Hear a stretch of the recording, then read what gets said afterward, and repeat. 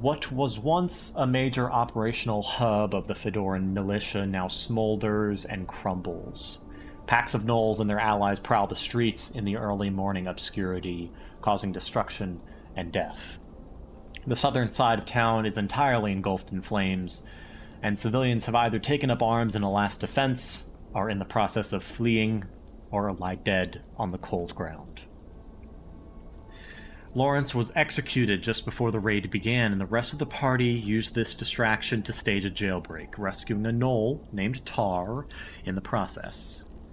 During the breakout, the party killed Lawrence's executioner and recovered not only Lawrence's soul, entrapped in a lantern, but the soul of Doric's husband, Iender, also trapped in a lantern.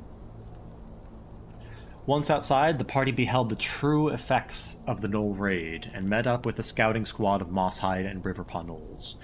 While Doric wished to continue fighting, the rest of the party decided to evacuate and assist with casualties. Doric has just left with the remaining gnolls en route to the town center, while the rest of you have been transported to the outskirts of town in the woods. A small camp with a fire and tents is visible about 100 feet away through the trees, where about a dozen creatures are laying on the ground, while a few others rush around tending to the ones laying down. The world is yours.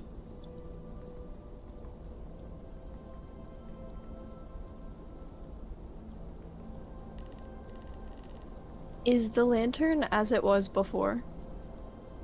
How so? Like, it hasn't changed in quality at all now that Nope. we're moving away from... Nope. It is a nice brass lantern with a softly flickering, almost pure white light inside. Okay, Emrys is keeping a close eye on it. Okay.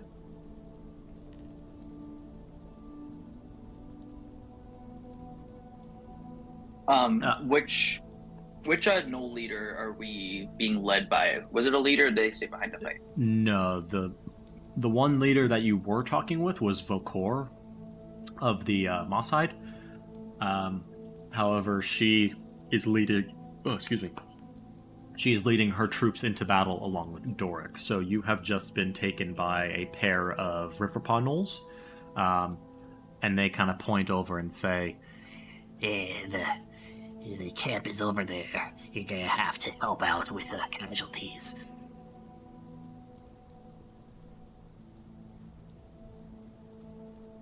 Follow us. and Oh yeah, we're following. they will lead you over. Does everyone else follow? Yes. So right now it's just Ember, Emrys, and Selka. The three of you follow the two gnolls, short in stature, through the dimly lit woods. The sky is turning a dull, soft blue as the first light kind of reaches out. At the camp, you notice, the dozen or so people that are laying down. Most of them are gnolls. Most of them appear to be either black-furred or striped gnolls. However, there are a handful of non-gnoll creatures laying down. One or two orcs, looks like a couple of were creatures. A kobold, and I think the rest would be gnolls. Running throughout the camp, getting, water and, cloth to the people that need it are two more Riverpaw gnolls. Some of them appear to be casting a light green kind of magic on some of the more critical wounds. And in the middle, next to the fire, is a robed human, dark-skinned, with pale white hair, crisscrossed legs, and appears to be mumbling or humming a soft chant. Emrys and Ember, you recognize this person.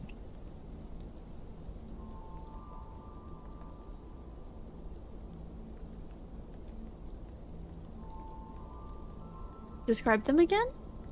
Yeah, who is it? Yeah. Actually, I'll say give me a history check and see if you can.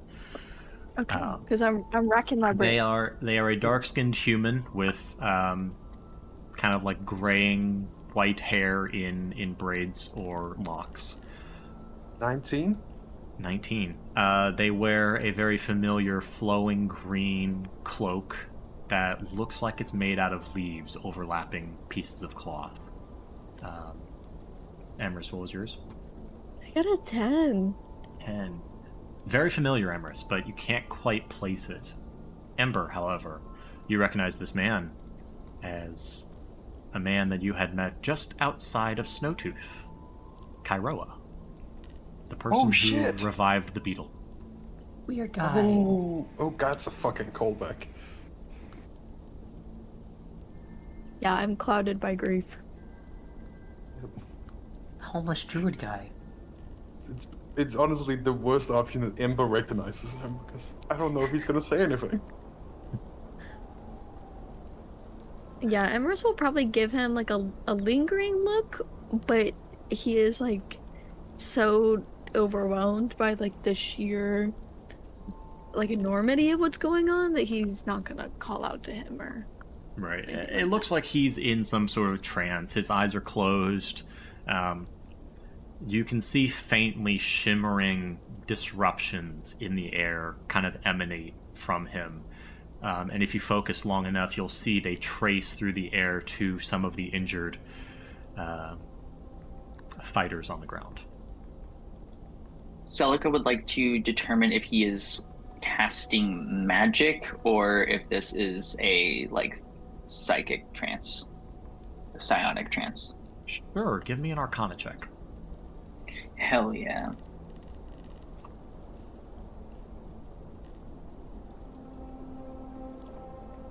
Let's see, am I even good at those? Yes. 16. 16. It's not psionics. It is very likely a healing spell. The first one that comes to mind is some sort of healing prayer. Boring. She's disappointed. But, life goes on. All right. As you approach, are you doing anything, or are you just gonna sit down at the camp? I'm gonna sit down. yeah, if no one tells Emrys what to do, he's gonna sit down. As we're sitting, Celica will look at you guys and say, I must be honest, I am completely drained for the day. If it is not something I can do innately, I fear I have nothing I can contribute to restoring these people other than, she looks down at her hands, practical medicine.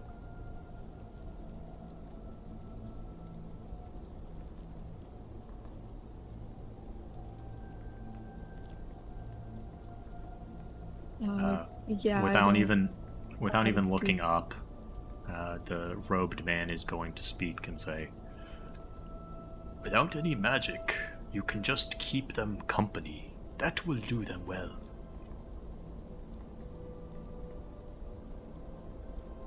I appreciate your direction.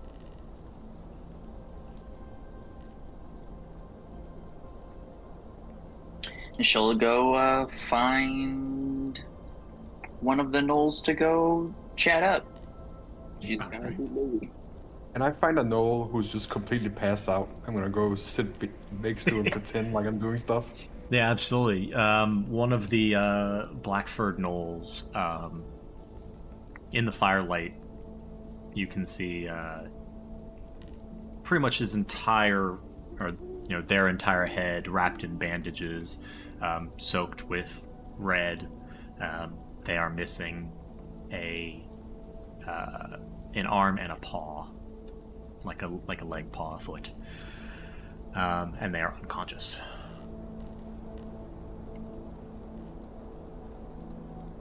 Perfect. And are you doing anything with them? No. Okay, you're just chilling. Got it. Celica, you go over to a striped gnoll that is conscious. Mostly just have wrapped bandages around their torso that are also, stained red, and they are kind of sitting up against a tree.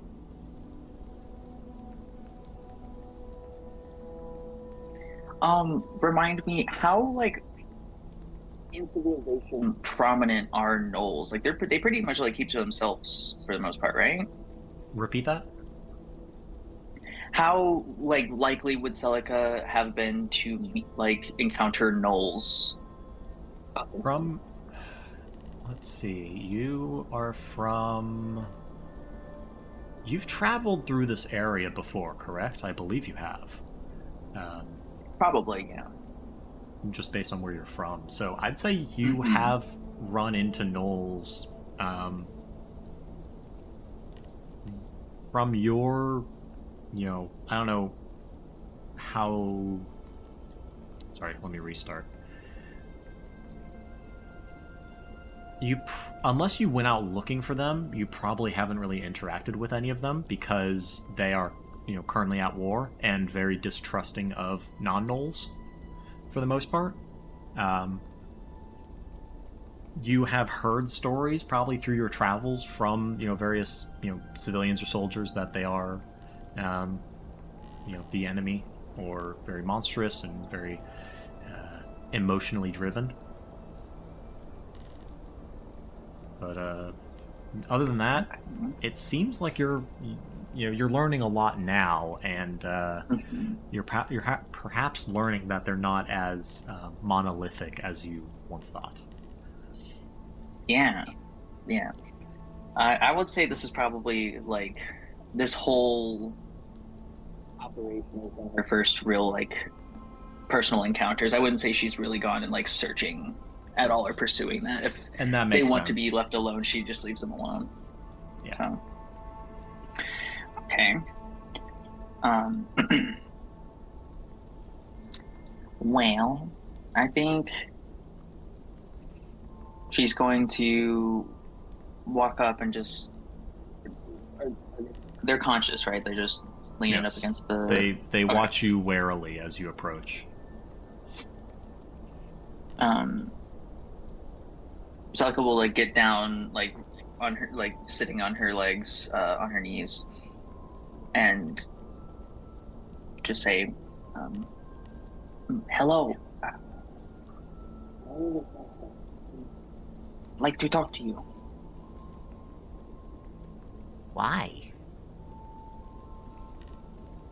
I must admit I am relatively ignorant to this invasion. You see, people I know some of the leaders of these clans, but I do not understand the way that you group yourselves. I do not understand why is it that you are attacking this town. Did Celica put her blindfold back on? Oh yeah. Okay. Why are you here? I am here as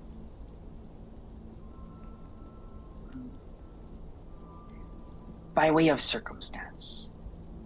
I went traveling and got very lost in the Feywild, and I understand that these people used that to get into this...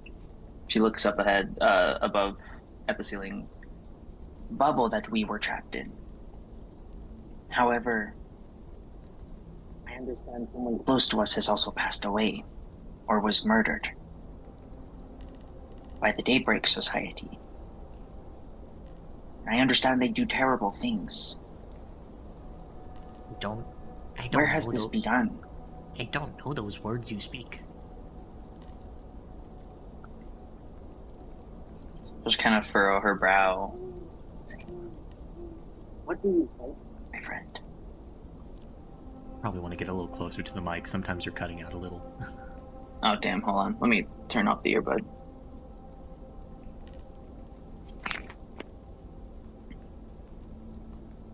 She'll, is this better?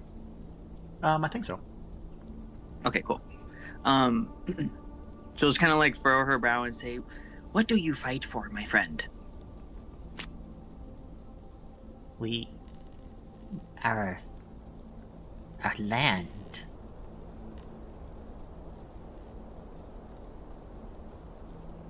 Our home. What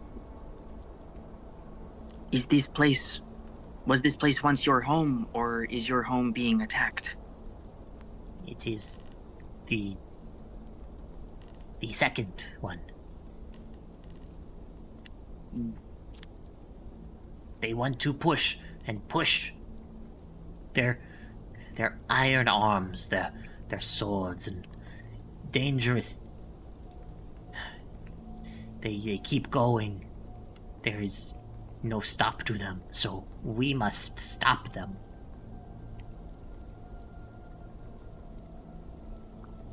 Was the village here all complicit? I don't know. Why does it matter? Well, I do not think that they had a choice in the battle that was brought into their home. Who is to say? It's the same for the Stoneclaw. This is eye for eye.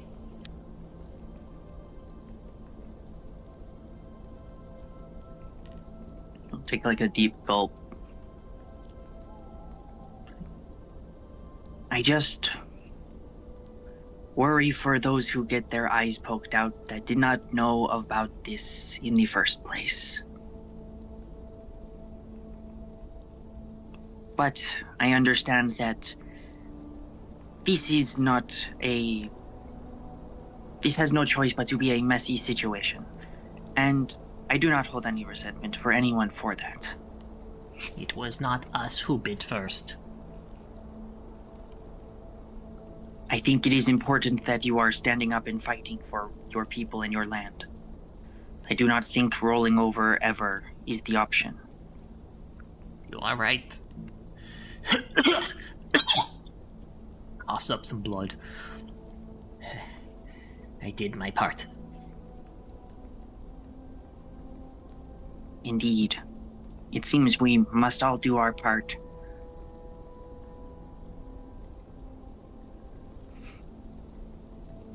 You are nice. It's strange. Is niceness a rarity for you?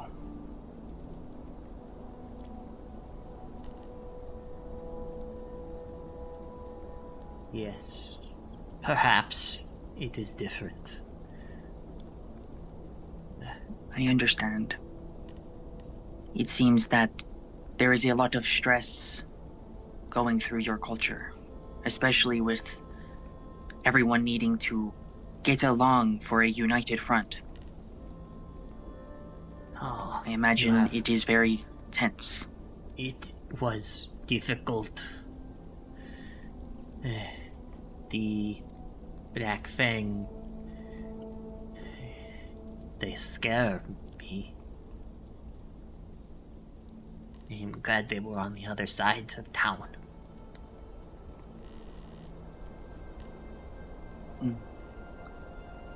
Surely those whose ways are unfamiliar to us are very strange, often scary.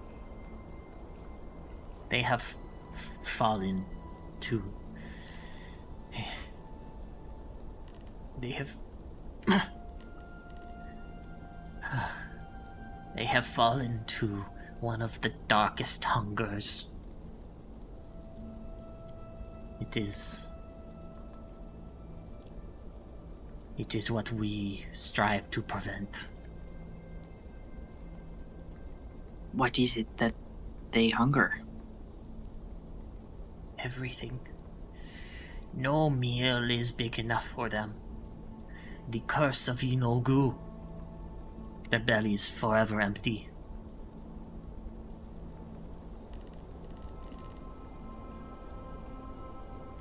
I don't know if this is any help to you, but people are like that regardless of a larger force willing them to do it. It is disheartening. Give me a religion check. Hell yeah.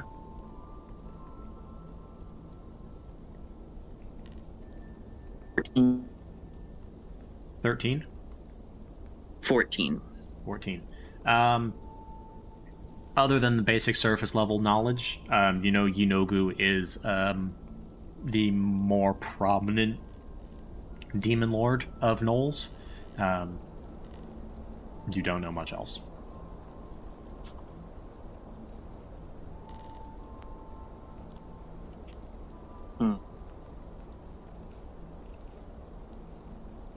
I assume... Well, no. I walk that back.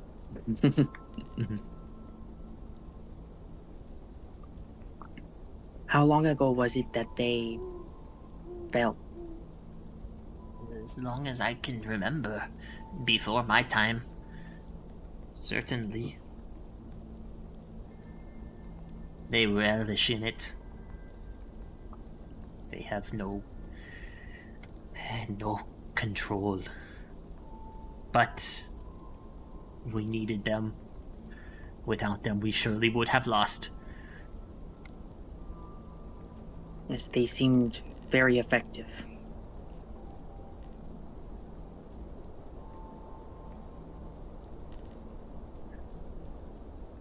Our bond. She's gonna gesture over to one of the Blackford gnolls and say, Our bond of the reviled is... we stand up to Yinogu. Our deities that we worship have once been defeated, but live through us now. It is saddening to be so close to those we fight.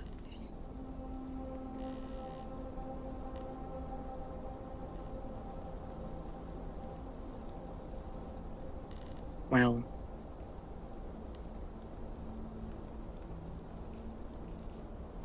I am glad that they are able to at least set aside that for a larger purpose. I don't think they did. Oh, I think they I want understand. revenge. It would just be a win-win then. They'd get to slaughter and you get the help on the militaristic front. Yes, yes.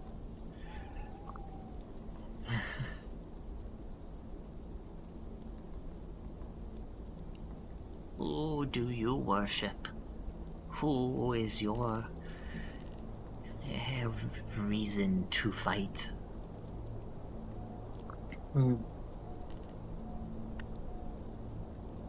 I must say I do not worship anyone, and arrogant as it might be, I feel as though I worship myself. I feel that... That will not suffice. She just smiles and holds up a hand and says, please, please, you must hear me.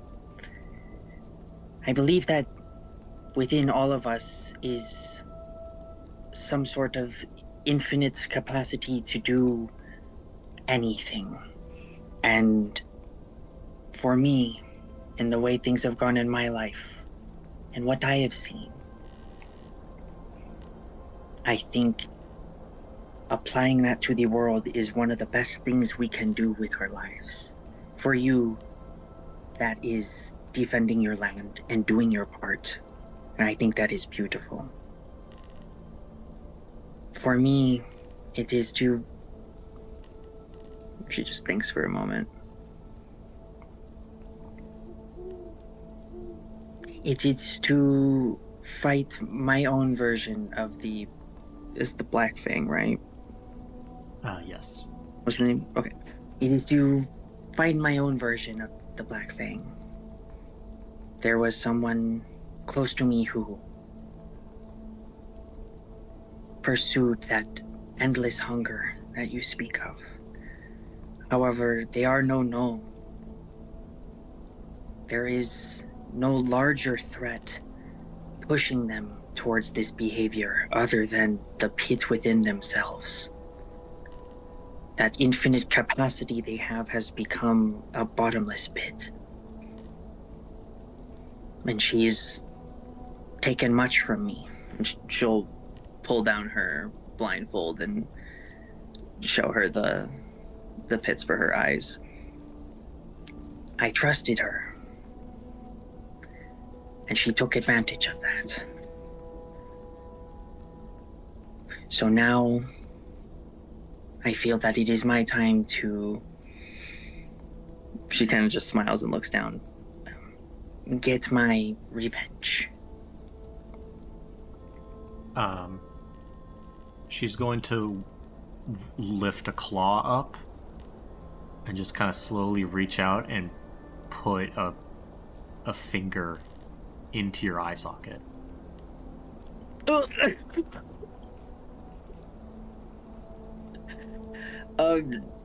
She's just gonna kind of... Like when someone like moves in to slowly kiss you and you also slowly nudge your neck back away. That's what she's gonna do. Just kind of, please. I still feel. Okay. I was curious. It sounds like your friend...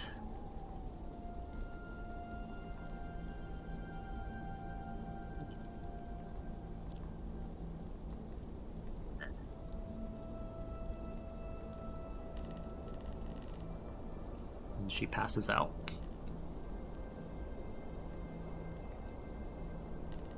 She'll kind of brush her legs off as she stands up and put her blindfold back on and go sit for a minute and think about that. Ember, the gnoll that you are laying next to, all of a sudden just lets out a scream for like 4 or 5 seconds long, and then immediately goes back unconscious. I think Ember, who I think also established last week that he has gotten a hand of alcohol, just kind of tips the bottle and go, "Yeah, I agree."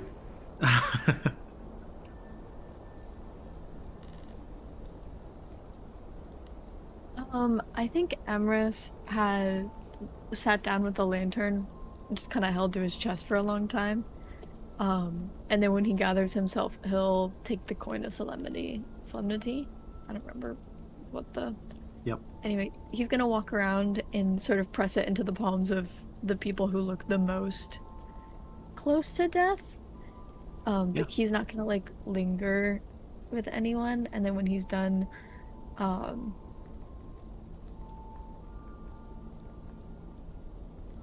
I guess when he's done, he'll go like see what Ember's doing.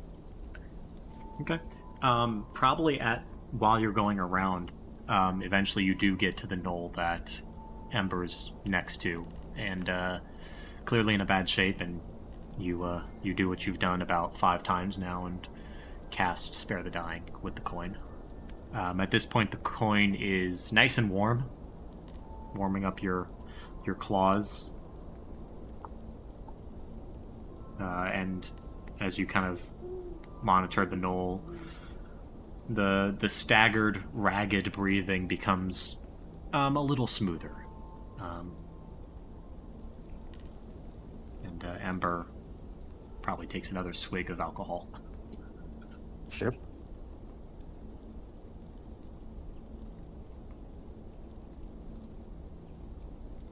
Ember, I was thinking we could find a cleric for Lawrence, and I'm sure Sunflower knows people in Tano where we could go back to the college.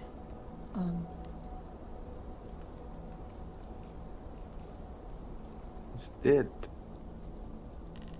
That's all.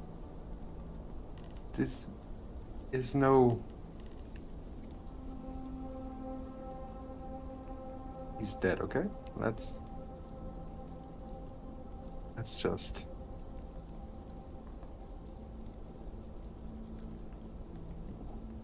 Yeah. What are you talking about? We still have the lantern. He's not in there. You fucking idiot.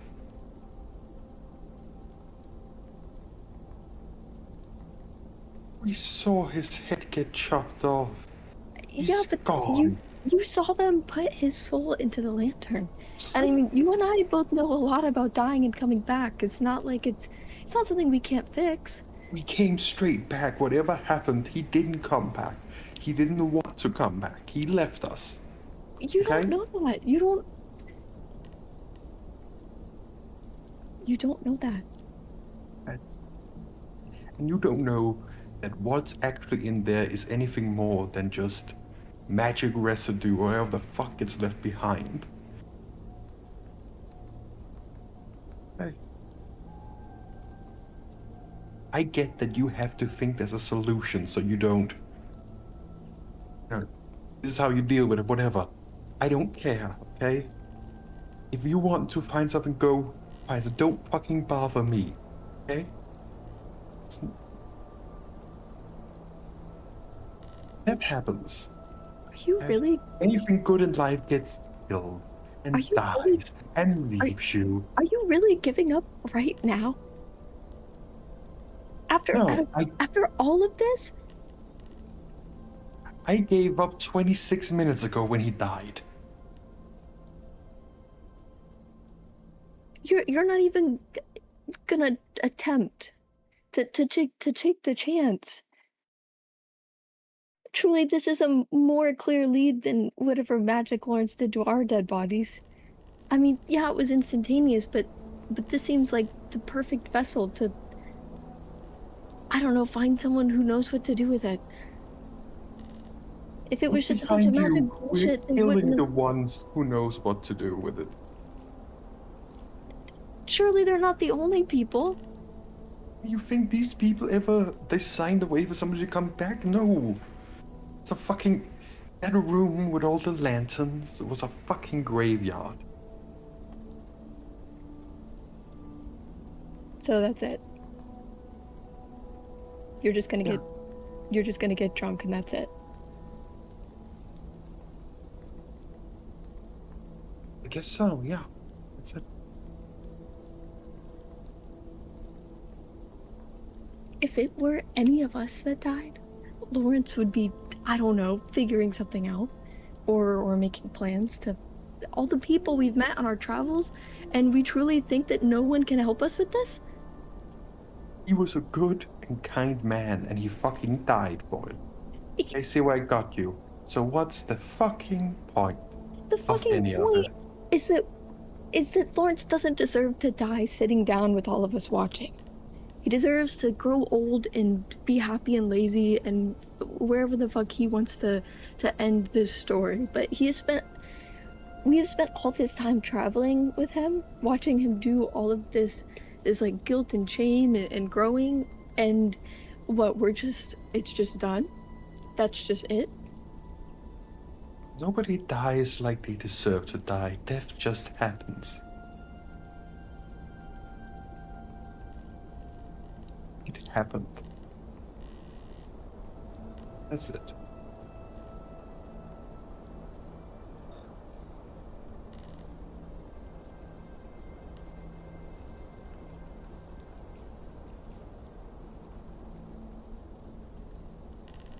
Emrys is gonna just walk off. and go sit back where they were originally sitting.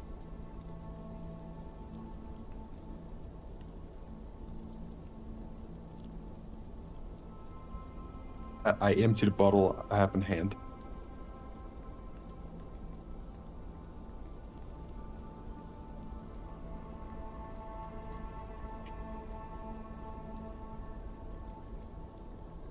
Oh, my mic was muted. Okay, as you walk off through the woods, you see a group limping quickly. It looks like they're kind of coming to the camp. As they get closer, you notice that it is a lot of humans. Some of them actually dressed in military armor.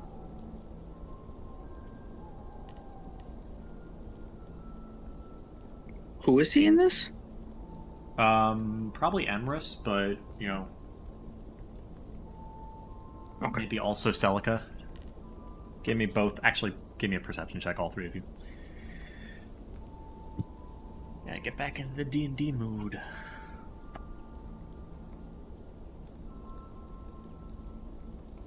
Well, Okay. Yeah, you're too busy in the bottle. yeah. 16. Okay, yeah, both of you see this group approach, or, you know, start to approach. Ember, at this point, give yourself the poisoned condition, as you are now inebriated.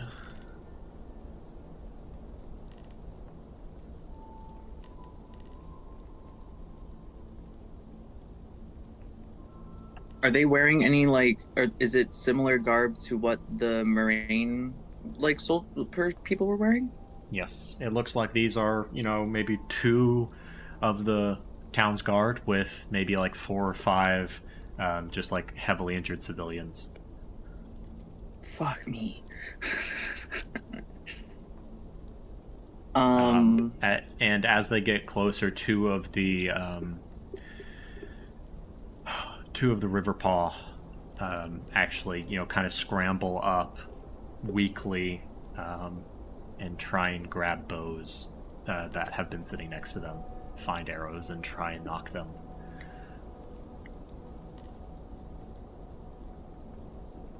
The group approaching stops in their tracks.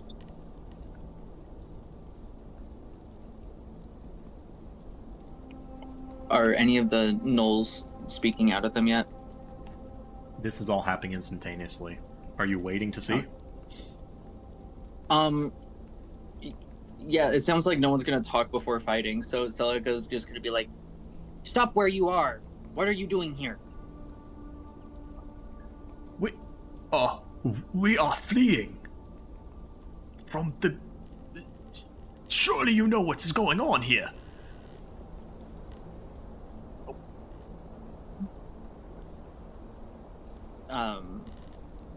Celica will kind of like walk up to be more present, and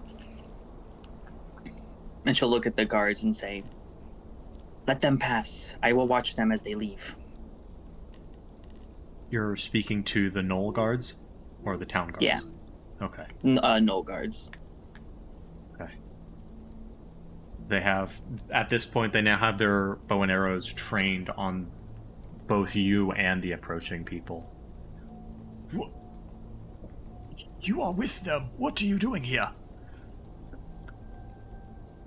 Are you... The gnoll said that. Are you the... No, these are the town guards. They're speaking like...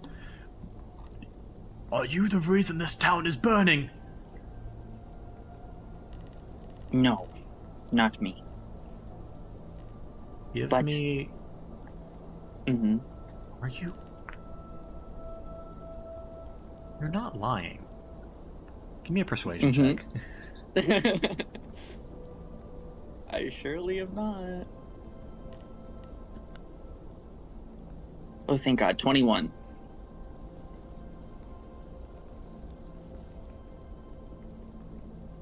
Okay. Then...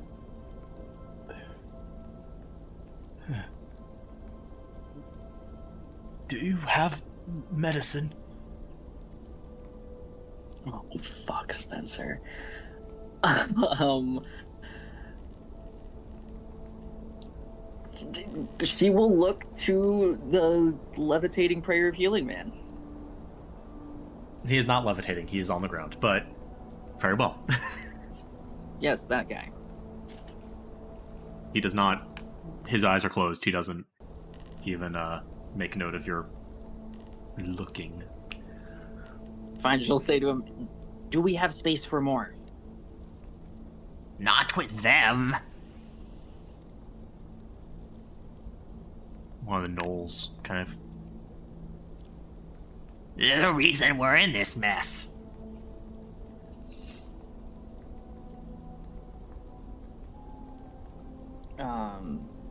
Sokka's just gonna put her hands up to her temples and just think for a second. I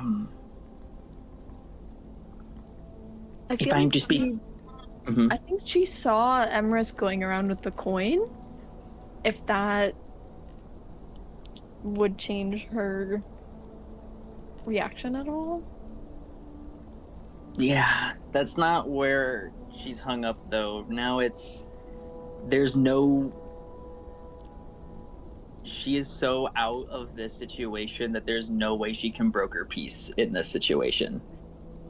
I don't see a way. They are not going to be welcomed in this camp. I think the best option is for them to pass and flee and go the fuck somewhere else. Yeah, if she recognizes the coin that Emrys has, I think that would only be useful if anyone is actively dying, because then That's. she could keep them from death, and then... Yeah, Emrys would know that the coin only helps once you're unconscious, and currently none of these refugees are unconscious. Yeah, everyone walked yet. here. Okay.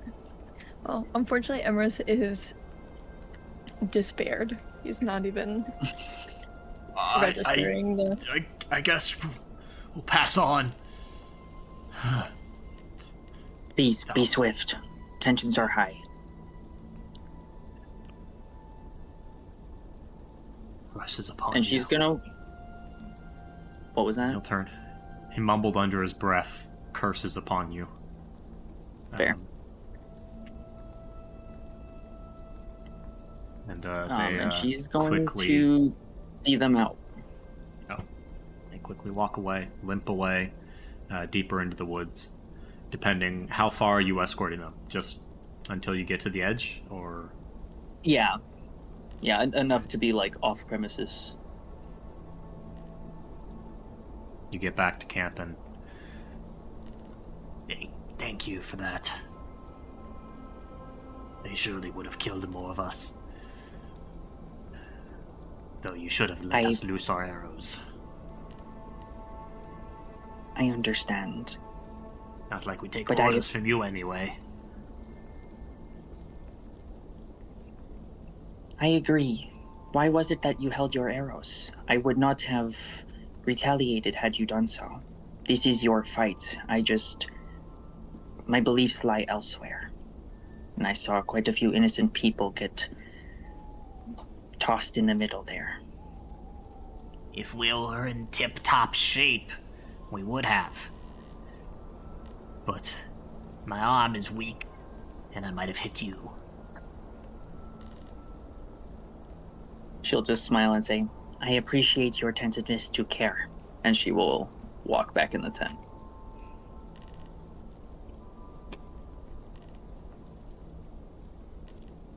And with that, Emrys and Ember, are you guys talking anymore? I don't think so. No, Emrys isn't even looking at him. All right. 1 second. We will move back to Doric for a little bit.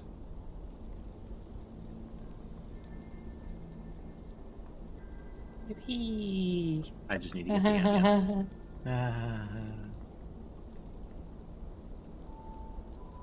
This the one? Copy link.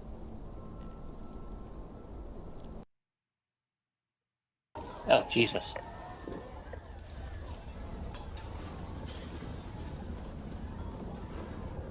That is Oh kind my of loud. God. What Not lovely quite. ambience. That is very loud, yeah. Collapsing city. No, I found it. Here we go. This is the one I wanted. I should have had these in a... There we go. More distant fighting. Ah, Sorry, the way that faded in, it was like one of those memes where people fight. There's like a loud car wheel squeal and a cat shrieking. Okay. all right. So, Ow, my leg! Doric, you have The horns. the horns of war.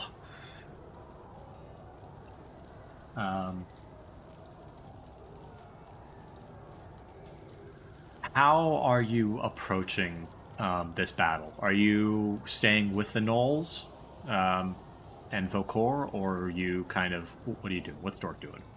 I believe you're I out am of... probably... I think you're out of time. You're out of flying time at this point. Yeah, probably. I need to let my boots recharge. So I will probably stand on Dearest's shoulders. Okay. That's an added layer of protection and speed. And I'm probably going to stick around and I'm probably going to snipe our people and soldiers with Vokor. Okay. Yeah, But I'm so probably you're... going to stick close to Vokor, yes. Vokor is in a... almost like a trance, smooth motions from quiver to bow to downrange into the target. Everything about how she, uses her bow is an art. And every time you fire, the loud reverberations cause her to twinge just a little as she looks over occasionally at you. She will see Dork in his own little battle trance, swiftly firing his gun, reloading, cranking it, the gun, and taking out his next target. All right. At this point, Vokor calls for the group of gnolls that she's with to split. Half of them go to continue on downtown to apparently the... actually, we'll zoom in on the map. Half of them, we'll say, go to the prison, and half of them continue on down the road. Which way do you go? I'm going downtown. All right. Dork's main focus. He already talked to Vokor about how she'll help collect Lawrence's body, so he'll let them do that. His main focus is the chapel right now. Okay. You approach the chapel, and it looks, obviously pretty bad situation. We'll move some tokens around here.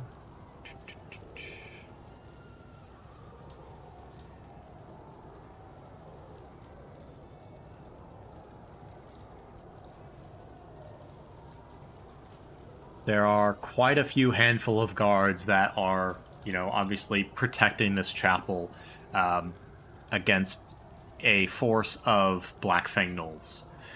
Two large hyena-like creatures that are almost like bleach white, huge gray spines that run down the back of their bodies, and with tails ending in almost scorpion-like tips. Pounce and just eviscerate guards that get too close as this indomitable squadron of gnolls just slowly advances. You see the large white star-headed harbinger at the door of the chapel,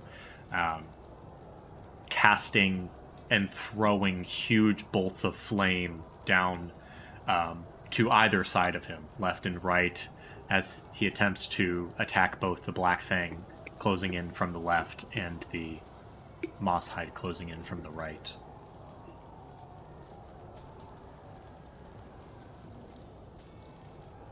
I will try to give some guidance to Vokor about, a bit of the abilities that the party has seen from these harbingers before and what to look out for. Mm-hmm. Yeah, If absolutely. Perhaps they may be immortal, but they have their limits, and they can fall. You watch as most of the moss hides kind of scatter into cover in the alleys, up against this wall, into these buildings. And from this point of view, everything happens very quickly. The Black Fang close in. Are you shooting at the Harbinger, or who are you trying to attack? Dork will probably focus on as much as the guards as he can, just to pick them off and weaken their defenses. Yeah. But he will probably take a few pot shots at the Harbinger when he's has his attention drawn to the other side of the street. Okay. Give me 3 attack rolls, just to see how well you're doing. Very well. First hit is a 18. It's pretty low. Wow. Another 18. And a 26. Okay. You're a little off your game, actually. Maybe your anger is kind of bleeding through and affecting your aim, but 2 of the shots you fire towards the Harbinger miss, and instead of impacting the ground behind as you would expect, they appear to be immediately captured in a sort of gravitational field around the Harbinger. The rounds whizzing around in a very tight circle around his head, as one of the large demonic hyenas jumps at him. The bullets tear through the head of the hyena, killing it almost instantly. It twitches and writhes on the ground before being hammered into mash by one of the light keepers. Simultaneously, 2 more of the guards have been killed, and it looks like all of the gnolls are closing in on the door. The Harbinger cracks open the door and yells inside. I will make the last stand here. Get this core to the first javelin. What?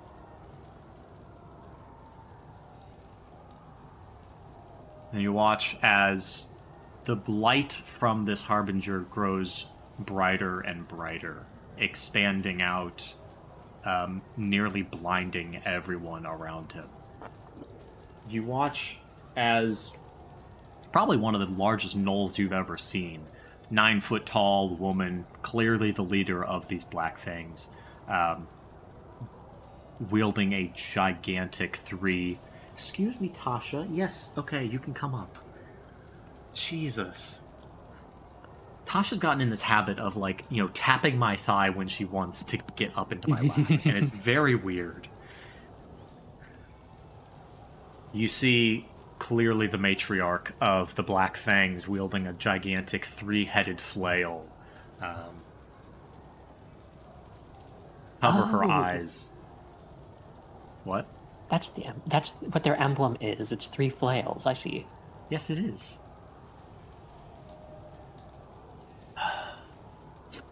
And almost in an instant, the Harbinger grows to about... I don't know, how wide is this? Yeah, we'll say about 60 feet. Jesus. Causing immense fire damage. All of the buildings are immediately set aflame, and then the Harbinger completely collapses into a tiny core and a massive, massive explosion. Just obliterates everything within about a 60-foot, 100-foot sphere around this area. Everyone is dead. What the fuck?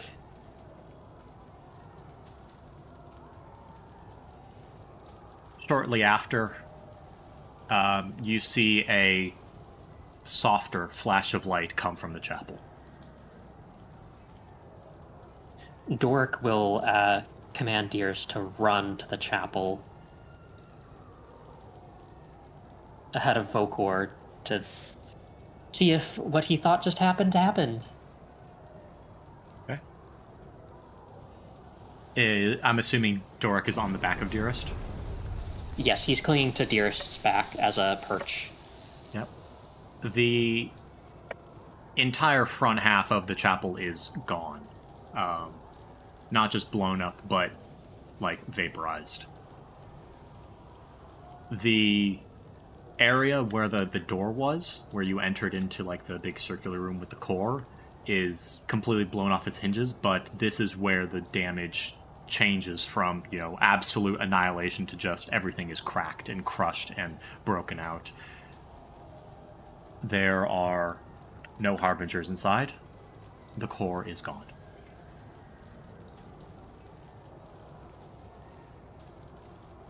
Doric will be not very silently, oh goodness, muttering all sorts of curses to himself.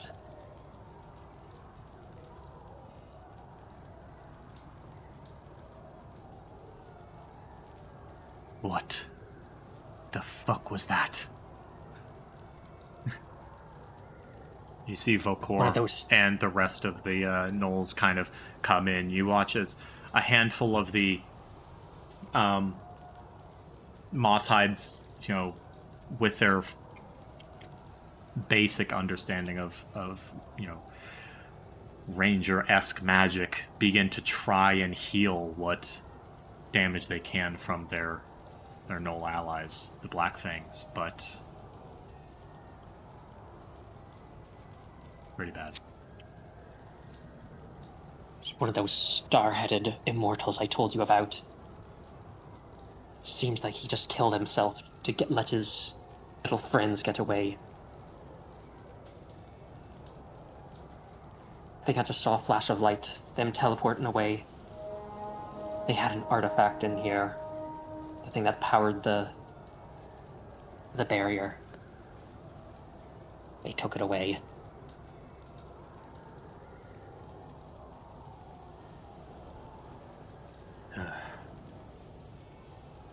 Was this artifact of importance?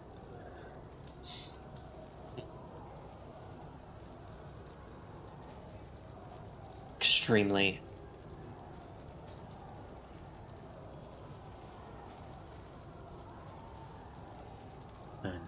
He doesn't know how to really describe the core to her. Mm-hmm.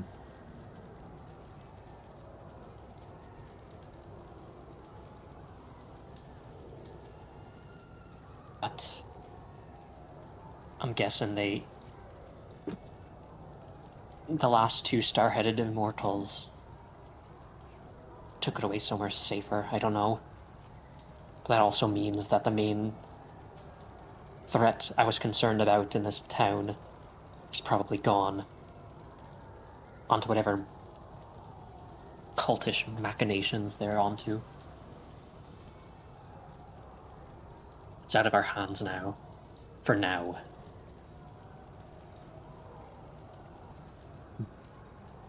Very well.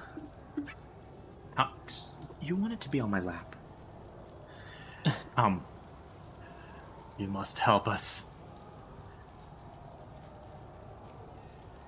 I'm not done yet. he'll load up his gun and get back on Dearest. While you were in this room, you notice the core is gone, but there are still lots of little pinhole portals that are. At this point, they were funneling energy from somewhere into the core, and now that it's gone, they're just kind of spewing energy in random directions. I totally forgot. Can I search the room for any, like, leftover bits they left behind or any sort of information that they might have left in a hurry? It's pretty bare bones in here. Most of everything, obviously everything is in disarray. But give me an investigation check. Investigation. 24. 24.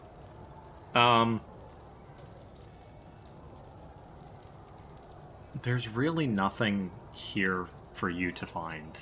The only thing is these, little portals that you investigate, and you find that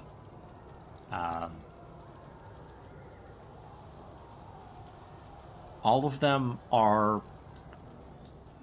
they're all different. And give me a second, I'm checking my notes.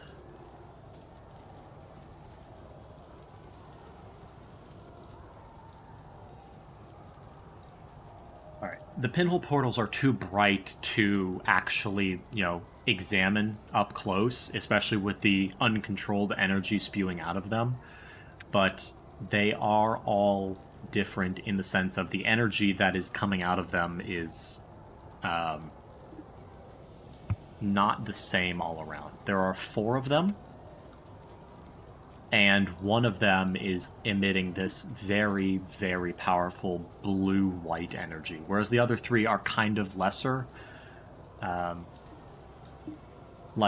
emitting a sort of red-white, brown-white, and a pure white color. Sorry, there's 8 of them in 2 pairs each. Hang on one sec. I'm trying to write all this down in the moment instead of waiting later. Yeah.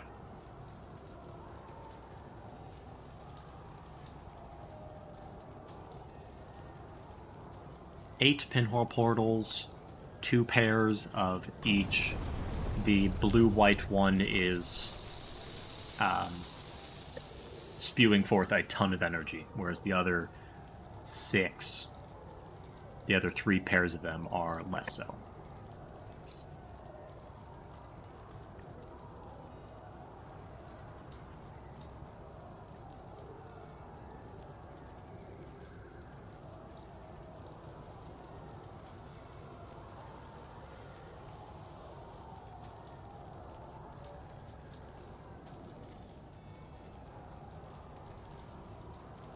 You said there's 8 pairs of portals? Correct.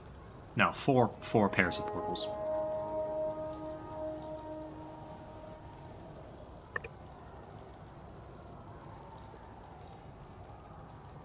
Those are various colors.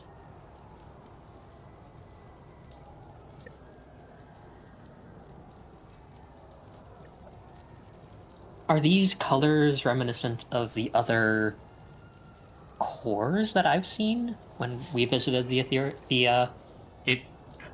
It could be. I mean, they're just pure energy colors. I mean, some of them kind of match up, but I mean, it could be. Or better yet, we've seen the other Harbingers in person. And Doric has actually seen more of the Harbingers than the others now. After entering here, are they the colors of their heads? Or is that just another it could be? It could be. You really don't have enough information, and at this point, the energy in this room is building up, and Doric probably understands that it is probably going to be dangerous to stay in here. I'll turn to Vokor and just say, whatever magic's left over is probably going to become unstable. We have to get out of here. You look as Vokor attempts to drag the largest matriarch, the matriarch, who is not dead, actually, Oh, shit. but is dying. Doric will pop off Dearest and command him to help her drag her away to a safe distance. And just to stabilize her, Doric is going to use Cure Wounds at first level on her. Okay, roll HP. Right. Ooh, max heal. That'll be 17 points of healing. Okay. And you said, is actually, that Cure Wounds? yes, Cure Wounds. Okay, as you And attempt... I'm not actually. Sorry, hang on. Okay. 17 points of healing. I'm going to use an Arcane Jolt Okay. since she's a biggin. Yes. And She that'll is. be 11 more points of healing. Okay. She is brought back to life. Brought back from, death's door. And immediately is going to attempt to lash out at you, Doric. Does a... roll with advantage, or roll with disadvantage, hold on. Does a 21 hit? Yeah. Okay. You are going to take...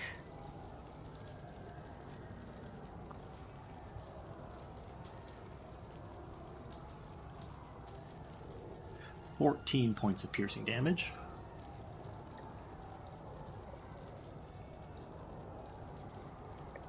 Ugh.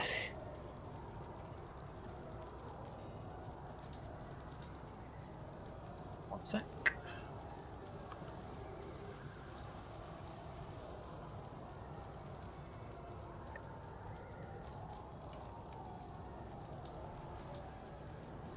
And then Vokor just... Oh, goodness. Vokor just absolutely slams the staff of her bow into the forehead of this matriarch. And speaks in Gnollish that you don't understand. But it's clearly angry. Knock her out? Not quite, but she clearly is feeling it. And are you staying nearby? He will back up a little bit, but he will still tell Dearest. Well, actually, does she need any help anymore now that she's conscious? She is... She's missing a leg. She's missing an arm. I mean... Oh my goodness, I am really not feeling the improv today, guys. I'm so sorry. Take your time. She does get up under her own power eventually after being, knocked into place by Vokor. If Vokor's not touching her, I don't know this lady. I'm not touching her either. But I will stay on guard. Okay.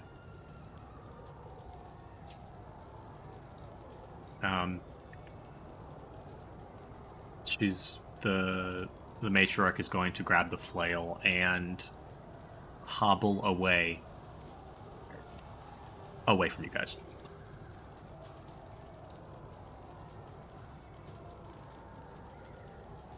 Spirits.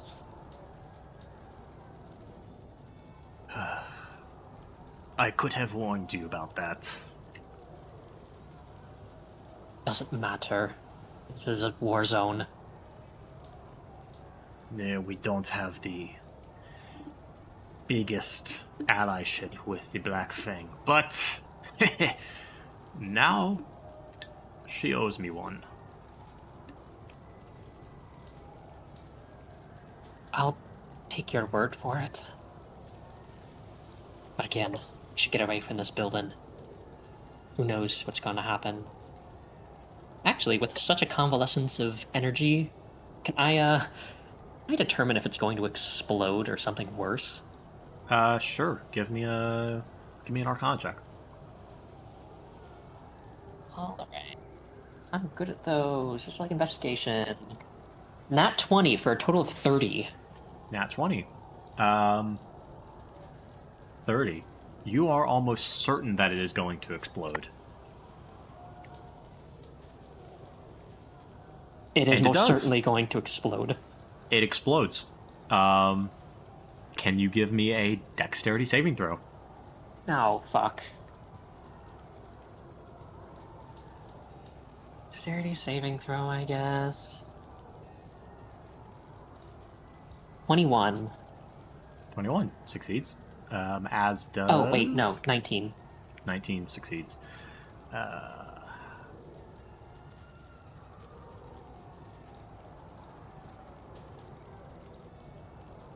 Okay, Doric, Goodness. you take. Oh, that's weird. Why did Ember Delight roll? Oh well. You are going to take 12 points of force damage. 2 of the gnolls take 25 points, and the rest of them take 12. Goodness gracious. Doric is going to use... Where is it? Another second wind to give himself a little bit of healing. Okay. Wrong dice. It's about this point where most of the fighting has seemed to calm down. There's not much more combat that can be heard through the air. And the fighting, or the force that Vokor sent out for the prison returns at the intersection of the roads up here. 2 of them are carrying Lawrence's body.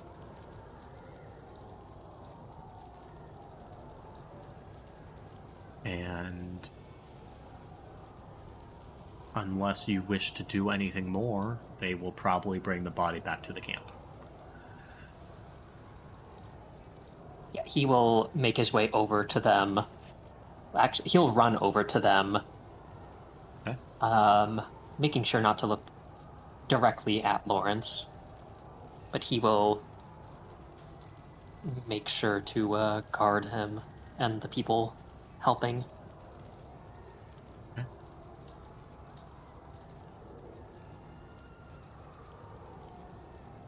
But I will also ask Vokor, like, is there anywhere else we need to go? I believe they are successfully routed. I'll have some more of my team come through and sweep, but I believe this is a victory.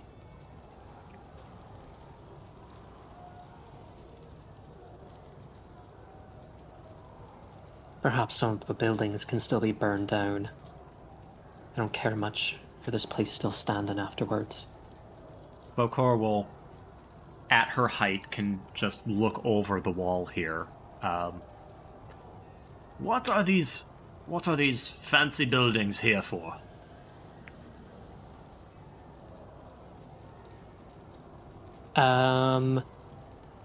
That's the sort of manor I saw earlier when I was flying around, right? That's correct.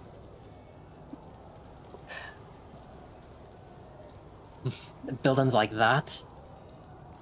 Giant, fancy houses for the rich, big important people. Get all that space. When I was scouting out this area earlier, I saw 2 people just lazing about in there. Like nothing was ever happening outside. Well, let's hope they're still there. And she'll direct a group of gnolls to hop the wall and check in on the buildings. Yeah, Dork will just shoulder his gun and oh goodness, is that a signal from them?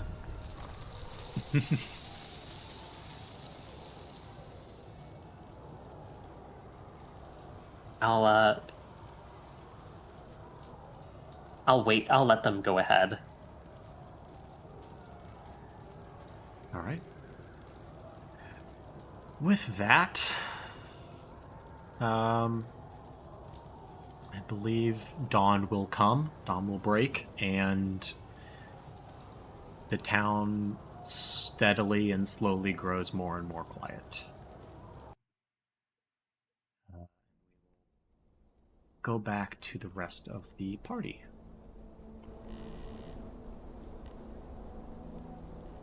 At this point, a tree opens at the camp.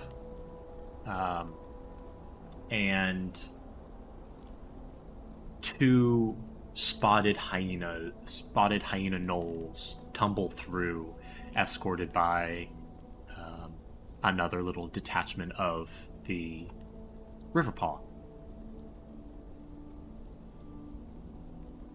As they are attempted to be healed by some of the, medics, they are increasingly combative and attempt to attack or bite the medics.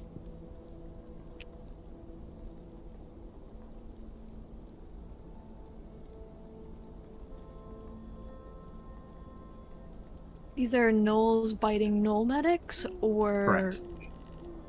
And did you say any of them were were gnolls?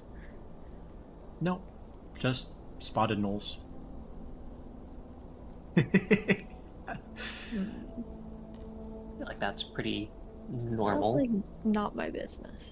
Yeah, they speak, yelling out in a language you don't understand, and eventually they are picked up by some of the more able bodies around and just thrown out of the camp.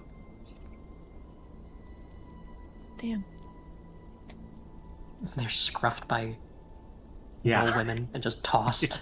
Yeah, you get to bleed to death outside the camp if you can't behave.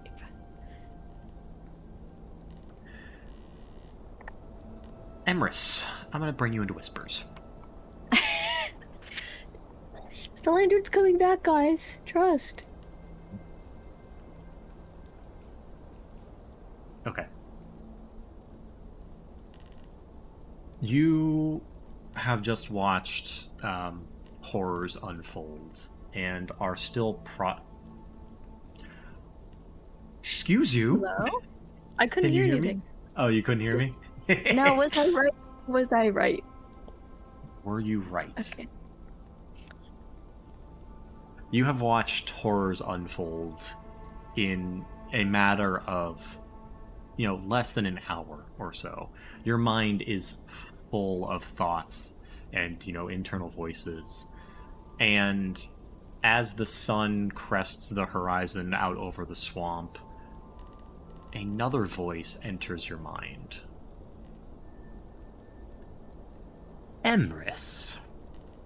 Head Arcanist Kinitara speaking. You have been hard to find. Please return to Tano with your group if possible. We have things to discuss.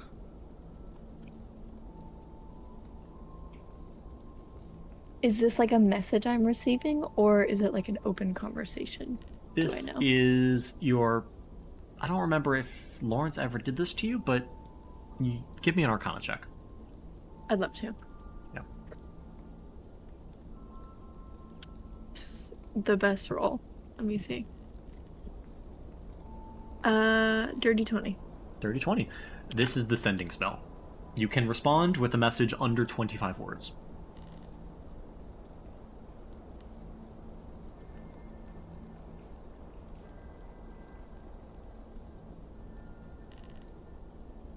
Is an entire party needed? Or is this a personal matter?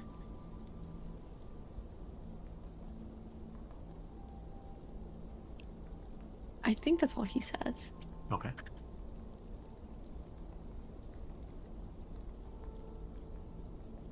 You do not get a response. Okay.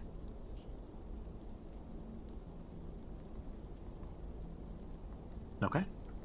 I'll bring you back. Wait, before we go back. Yep.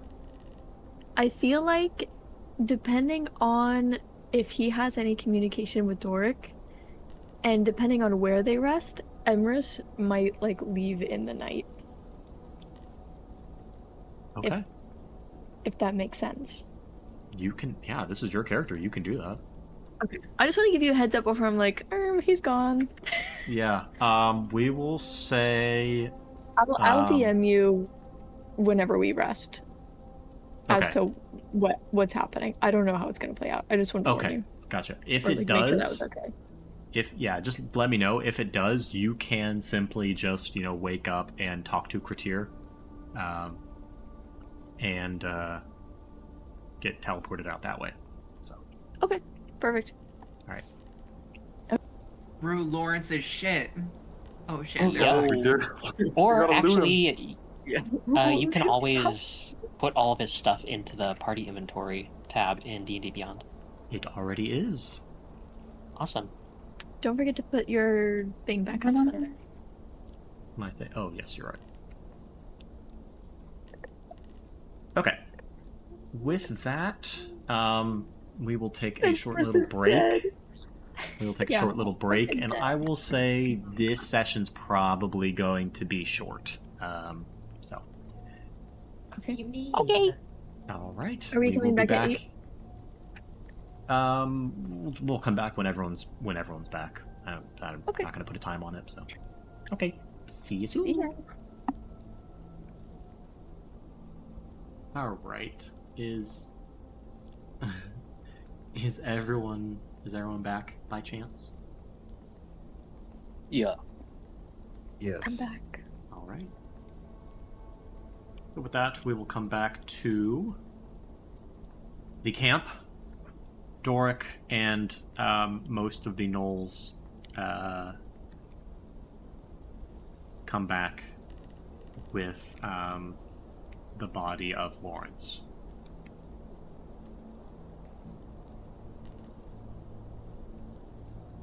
Doric will still be wearing his mask. He does not want to take it off. But even with the mask on, he looks very rough.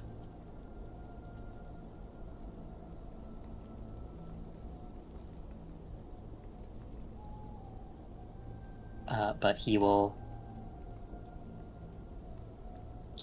follow the gnolls that are handling Lawrence's body. Yeah, as soon as they get to the camp, they lay him down next to where I'm assuming the three others are kind of sitting, unless you guys have spread yourselves out away from everyone else. I think Emrys and I are sitting together. We're probably not saying much. No, Emerson isn't saying anything. And when they bring the body out, he'll glance over, like he sees movement, and then when he sees what it is, he'll look as pale as Scales can look pale, and then look away, and I'll look at it.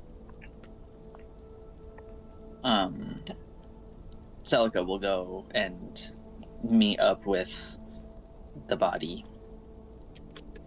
Yep. It is as you Actually- last saw it.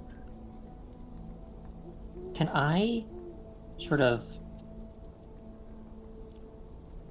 I don't know, is there like a canvas I can use nearby, some fabric? Most of the fabric nearby is either being used for tents or bandages. Oh, jeez. Hold on.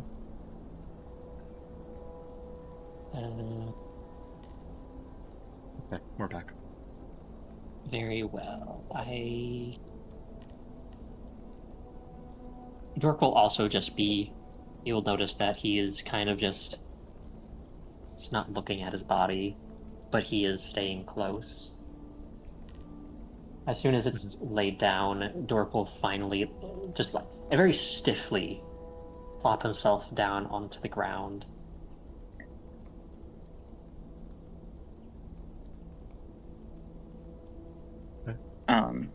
To the gnolls that are carrying Lawrence, and she'll say, what is the plan with this one? Referring to Lawrence? Yeah. It is your ally. We retrieved him for you. It is up to you now. Thank you for retrieving him. Thank you to your friend who actually... I hold my tongue. I understand. She'll kind of just gesture for if there's kind of a spot for him to be laid down, and she will kneel beside him. I will actually... At Celica's question, the gnolls helping us, they're moss hides, right? It's a mix. The group that you're with, mostly moss hides. However, the gnolls in the camp are mostly Riverpaw and Grimfur. However, there are a handful of other races here, like previously mentioned, some orc, half-orc. There's a kobold and some were creatures. I will ask one of the moss hides, like, helping us, that's, like, been with us. I'm curious. What do the moss hides do with their dead?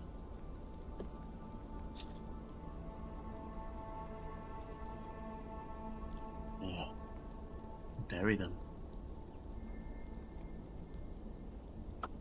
I'll just nod.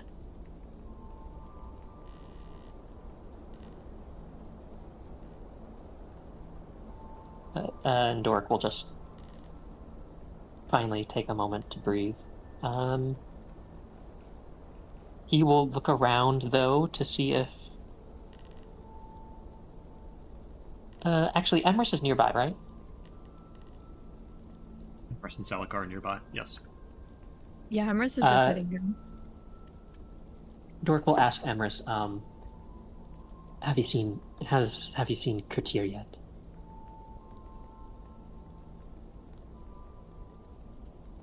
Have I? I don't think so. You have not. He'll just shake his head.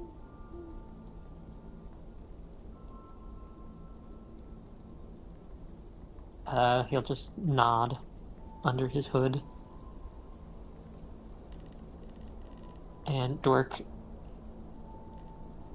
will just sort of, I don't know, just take in what just happened. Yeah. And tend to his own wounds for now, I guess. Who has Lawrence's head?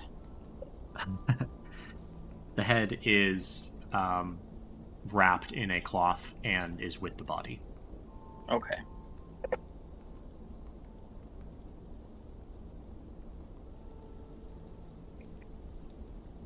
If nothing more, time will pass. You can tend to your wounds and take a short rest. Yes! Yes, please. As morning comes, eventually most of the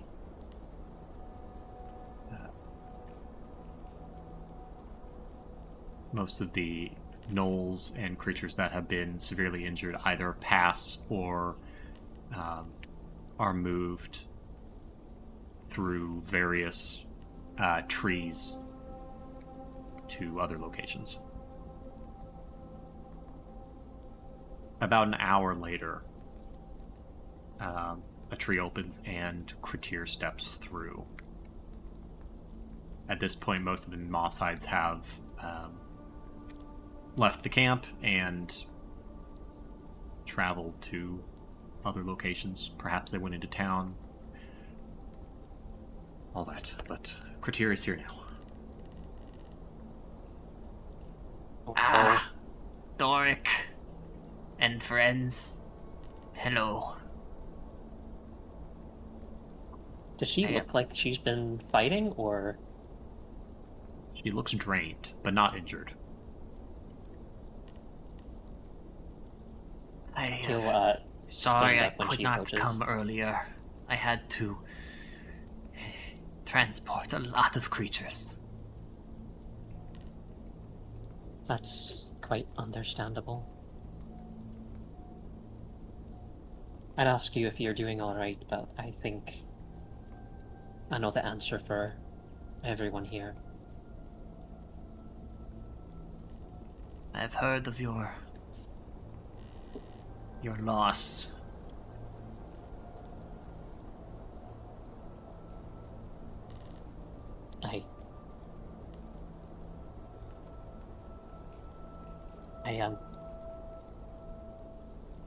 I found my husband.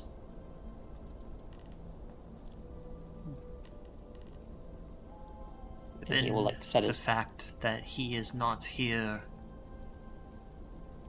My condolences. he'll take the lantern off of his belt and just hold it. What is that? You didn't hear. The Daybreak Society and the Fedoran military, they were executing people who they found imperfect and sealing their souls away into these lanterns. They made a collection in the prison.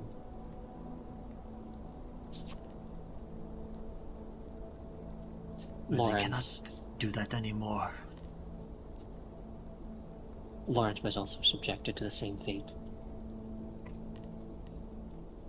And his lantern is with you? Amorous is looking after it. Good.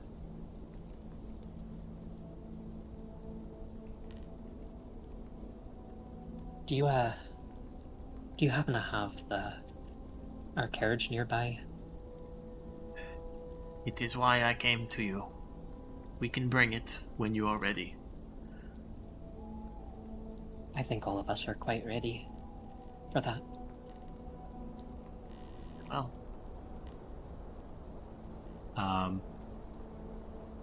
it will need to... We need to move. A tree needs to be big enough for it.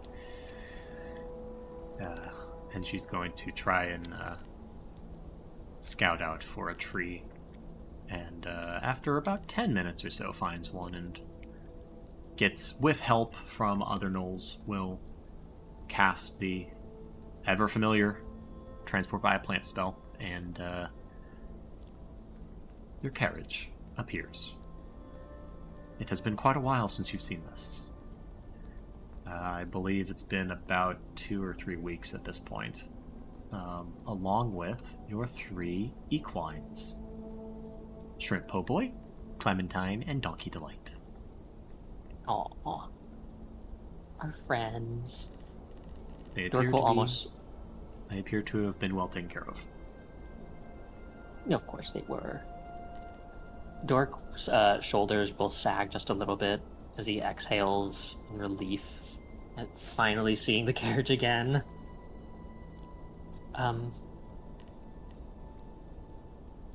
This might be a little bit of an ask, but is there anyone nearby that knows a spell of preservation? Of gentle repose, perhaps? I can find someone. I was going to say, Anubis knows. Oh, Crazy, evil, sick and twisted. You are. Remembering a friend In is that not line, evil. It is now. in that line, I would like to be spending some time using regenerate on and aligning the head with the severed part of the neck for Lawrence to try to restore that. Do you have the spell slots for that? I can cast that once a day. Didn't you already cast it on yourself? At the end of yesterday. It is the same day. Oh, damn, you're right. Okay, then never mind. She's just gonna Is it tend to it. well? Once per day. The sun rose, didn't it? Yeah. Okay. Does it say once per day or once per long rest? Let me look here.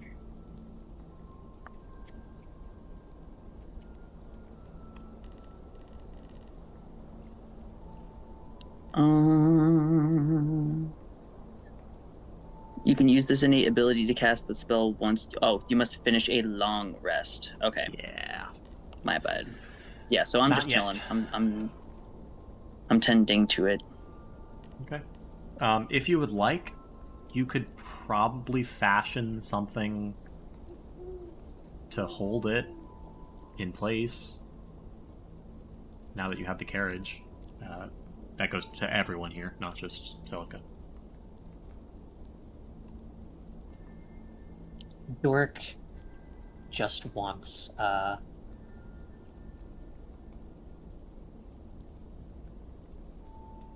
god.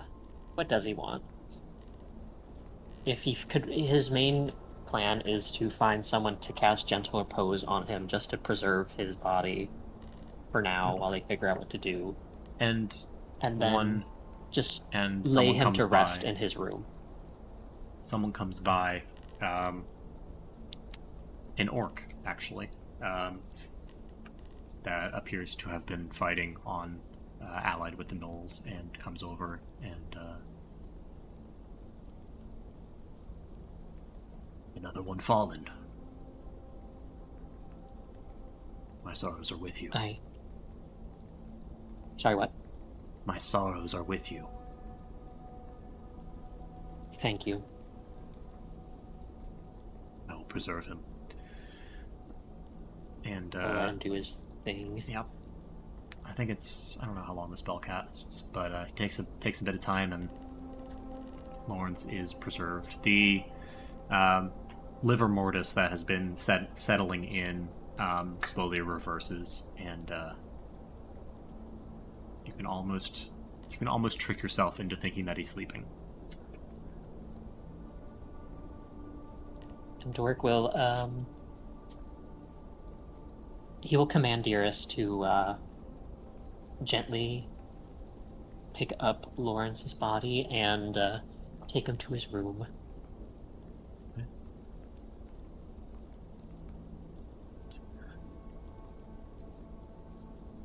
It has been a while, but let me see if I still have the carriage map in here. I may have deleted it. Nope, here it is.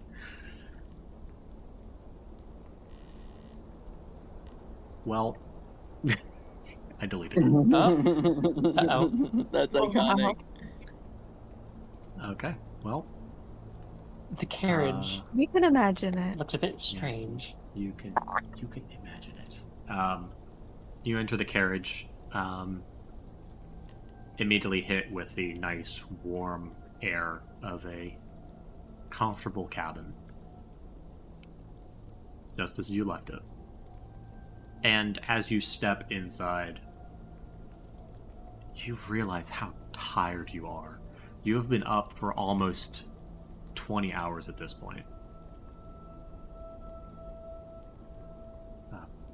Does anyone other than Dork step into the cabin? Celica will be standing a little awkwardly outside, kind of Celica's never seen waiting it. to see. Yeah, no, I'm just kind of wondering, like, what are they all going? Why? Dork will he'll take a second. He's he's taking his time. But noticing Celica, it's to say, I forgot, you haven't seen it inside. We have a spare room you can use inside here. Please feel free. I'm guessing it's been quite some time since you've slept in an actual bed. Yes, this is true. I thank you for your hospitality. I'll have to modify the arcane lock to allow Celica. But he'll just open the door for her. There it is. There it is.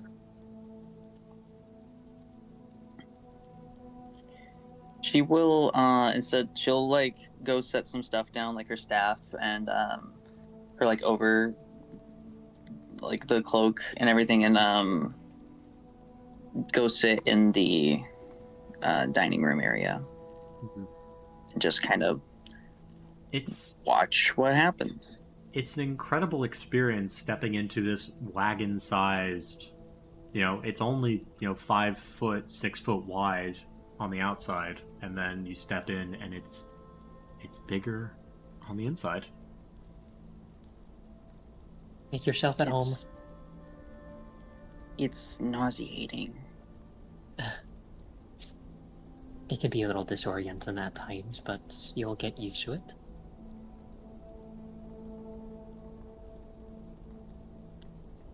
Truly, this is out of my domain. Go ahead. You're all good. You can continue. That was all I had. Oh, okay.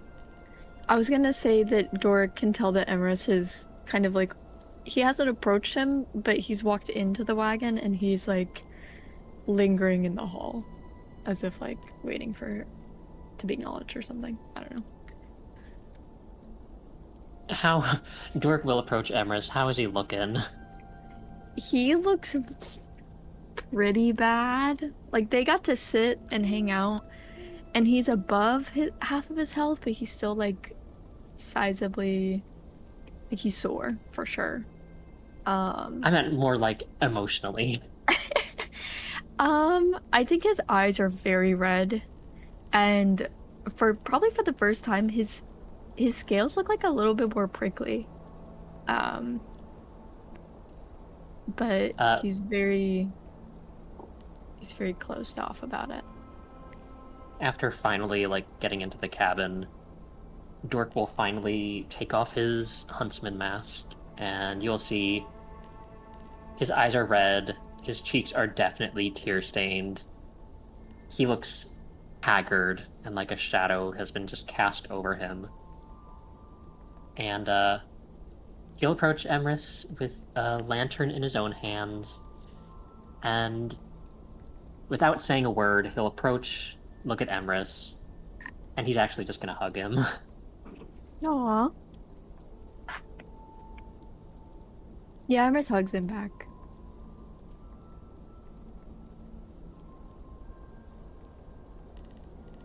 He'll pull away after... I don't know, I feel like if Doric lets it be a long hug, it is a long hug. Yeah, he'll... For a Dork hug, it'll be For a Doric decent hug, it's length, but... Yeah, exactly. Doric, I'm sorry to ask you this, but... Has Ember walked into the wagon? Yeah. Is he lingering in the hallway? Yeah. He just kind of standing in the doorway. Okay, Not then quite he all the way in. then Emrys like looks back at him a little bit before turning back to Dark.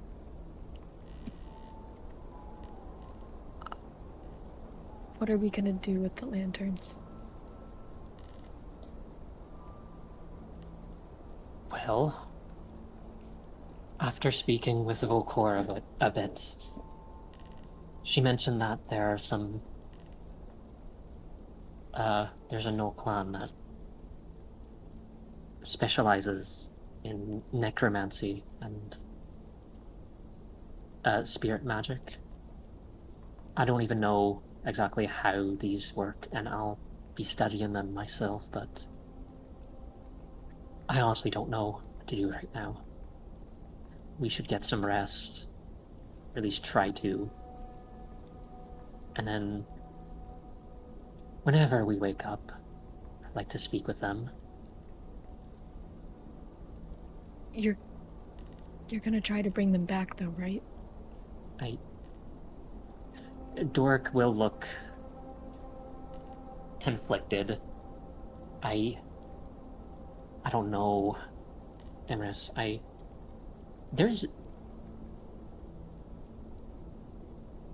There is magic that exists to resuscitate the recently deceased.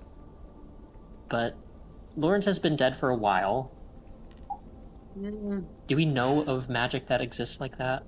Like So, resurrecting people like Yeah, give me an for a Arcana while? check. Can I do one as well? Sure. Okay. Because I have a basic idea of D&D magic, but Emrys probably doesn't. Emrys was trained in magic. This is true. This is true. Was I it got a 25 12. from Dork? 12 for Emrys. Yeah, I mean, you were trained in wizard magic.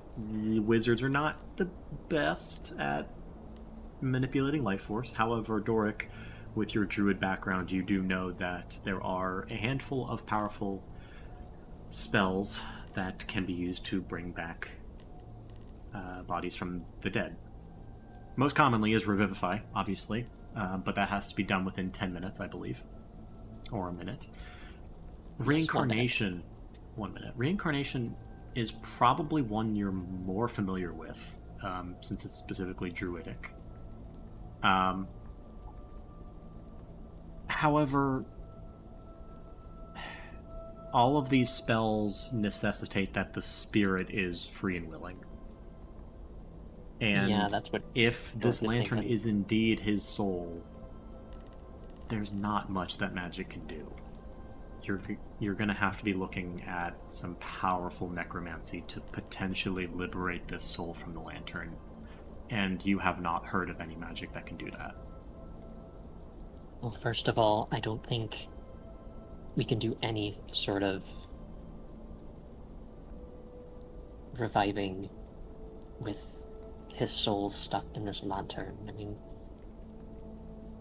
the Daybreak Society specifically made these things so they wouldn't escape, and whatever it is that happens in the afterlife. And I'm sorry, but I don't know if Lawrence would even want to be revived. I know it sounds absolutely terrible, and I wish he'd be back with us, but I mean, you remember back in Gullbrink when Anubis rose a simple zombie using fungus? Lawrence was disgusted.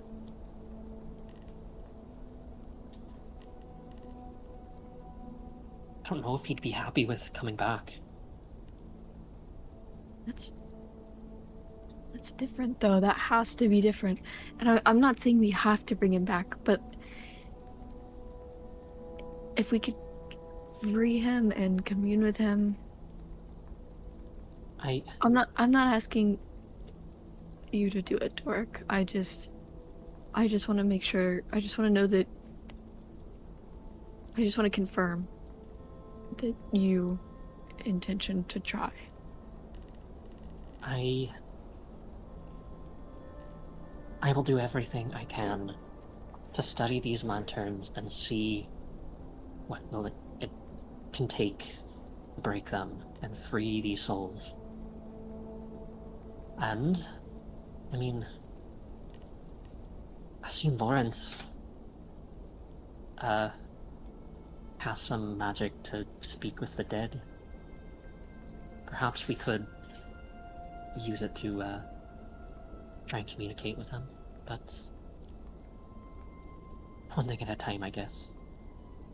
Isn't it was it the Grimfur that Vokor mentioned? For the necromancy stuff? Yes. The Cairn Briar. The Cairn Briar.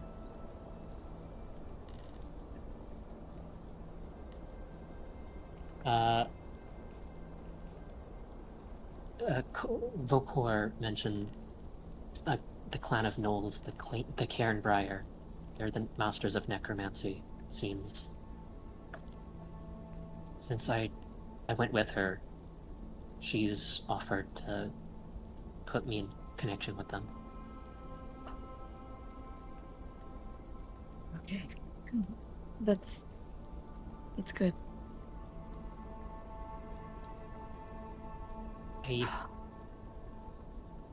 His shoulders will like visibly loosen.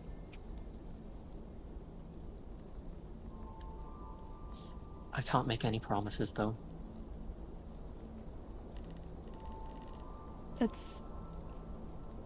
Yeah.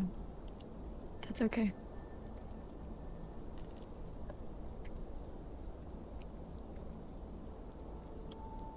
Doric will...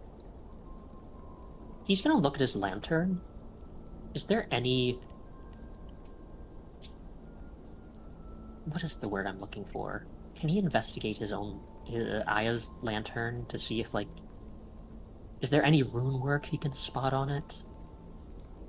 Or any, like... Arcana check. Artificy? Arcana check. A dirty 20. No.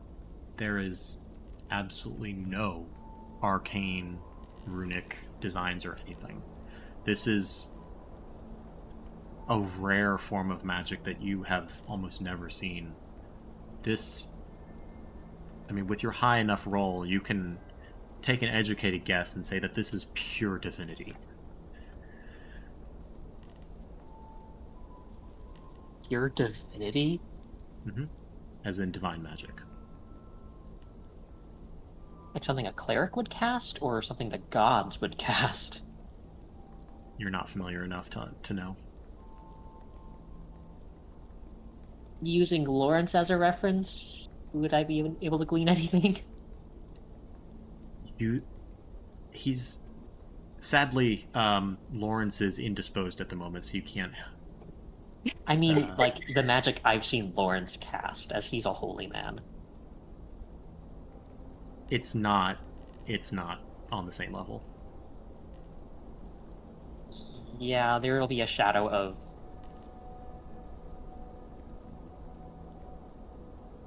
Nah, what's the word to describe Doric's face? He'll... A conundrum? Yeah, he's concerned, and a flash of doubt will cross his face.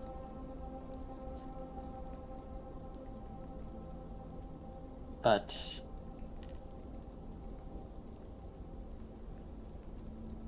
He'll still, like, hold Aya's lantern close to him. Marissa's gonna turn around. Is Ember still in the hall? Yeah. He's gonna lock eyes with you and then open his mouth as if he's gonna say something. And then he's just gonna turn and go towards his own door.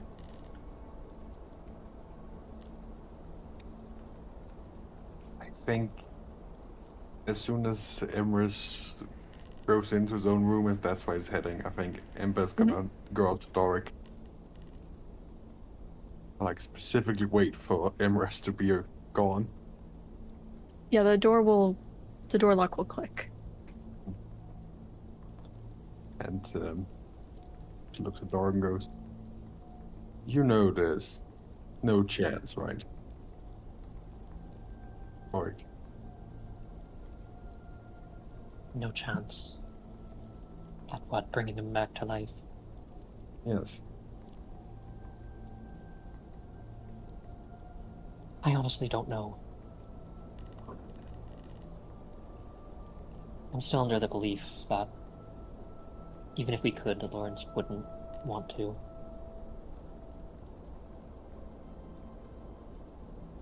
But on the other hand, he'll, like, grip Aya's lantern, as we've so learned. The gods aren't here. So I don't honestly really care what they wish.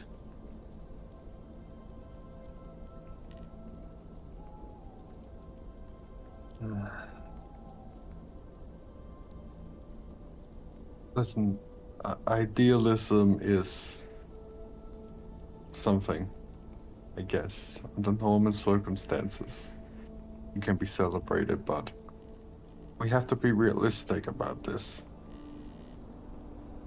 I mean, you're a lot smarter than me. I admit that. You have to see that spending any time, spending effort, spending motion and heartache and hope and thinking we can reverse what happened is only gonna lead to much worse things, yeah? On the contrary, Emperor, I'm not trying to reverse anything. I'm a builder. I bring new things into existence. And that's what I'll continue to do.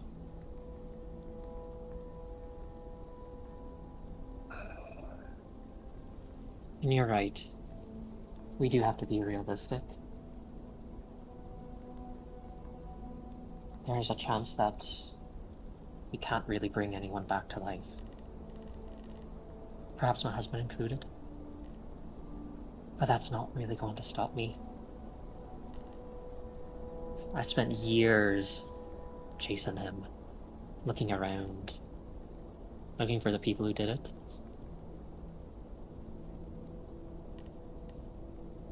Trying when I probably should have just given up, grieved, went home to the people who I still had. But I didn't.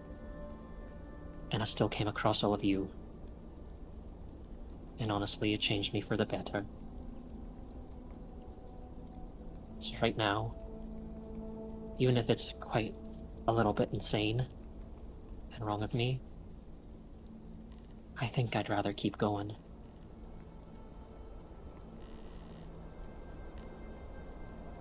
You know what else it did? Us coming together, us doing what we did. It got Lawrence killed. So, it wasn't all good.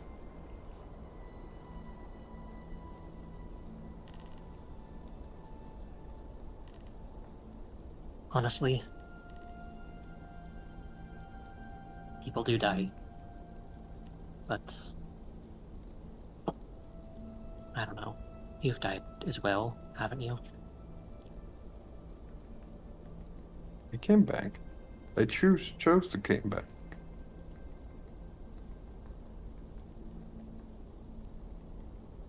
It wasn't an instant. This isn't an instant. If he could have come back by himself, he would have come back. To me, to us. He hasn't. If it's because of the lantern or because he doesn't want to, I don't know. I don't care.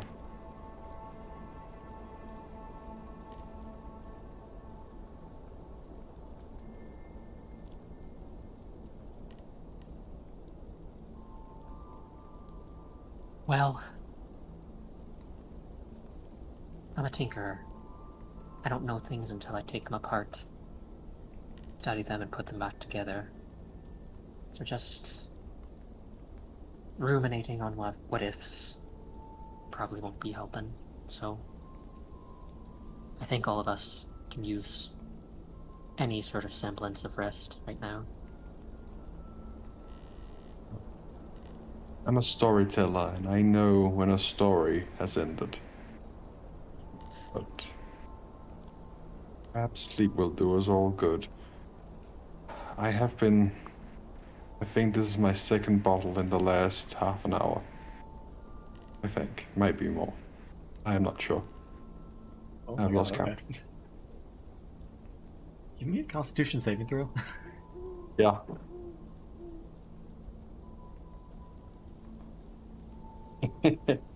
That's a 4. Okay. You're gonna take 4 points of poison damage Hmm. and 1 point of exhaustion. Okay.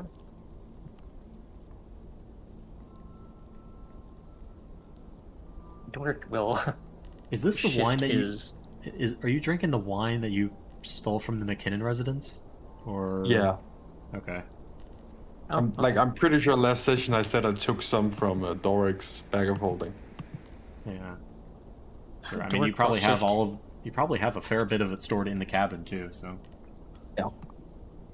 Dork will shift his stance in case he has to catch Ember from falling. Yeah, I do think Ember just suddenly he's bracing himself in the wall. Okay. It's either Well- this or I actually feel my own feelings, which honestly I think that would kill me. I'm not making a joke here. I honestly think I would die right away. So this is Well, better. you've already died once, so And you only get one of that. Okay. It's too early to make jokes, Doric. It's not the right time. Too soon. fine. If you ever want to share a drink, just let me know.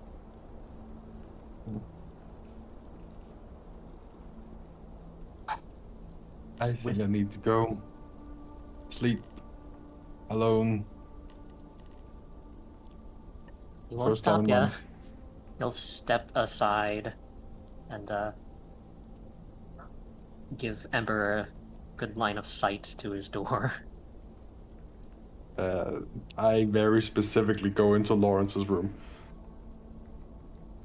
Oh, Yeah.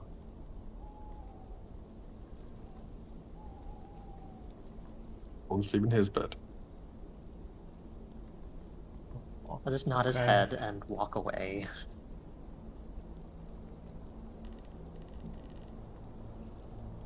He's going to go to his room and instead of getting directly into bed, gonna sit at his workbench and place Aya's lantern in it and just look at it for a while. He will weakly fight the urge to sleep. Give me a Give me a Constitution saving throw. No, actually. Yeah, Constitution save. Constitution save. Ooh, 24. Actually pretty good at those. You can push yourself, a couple more hours, but you will take a point of exhaustion. Can I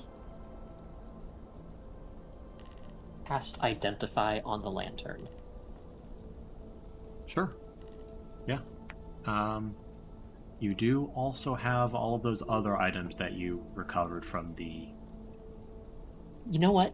I did think about this before. I'm going to put off sleep for as long as I can to identify a list. Take one list point of- of exhaustion. He will eventually sleep, but yeah, he will take his time. I think it's on conditions. Why can I not click on anything D&D Beyond?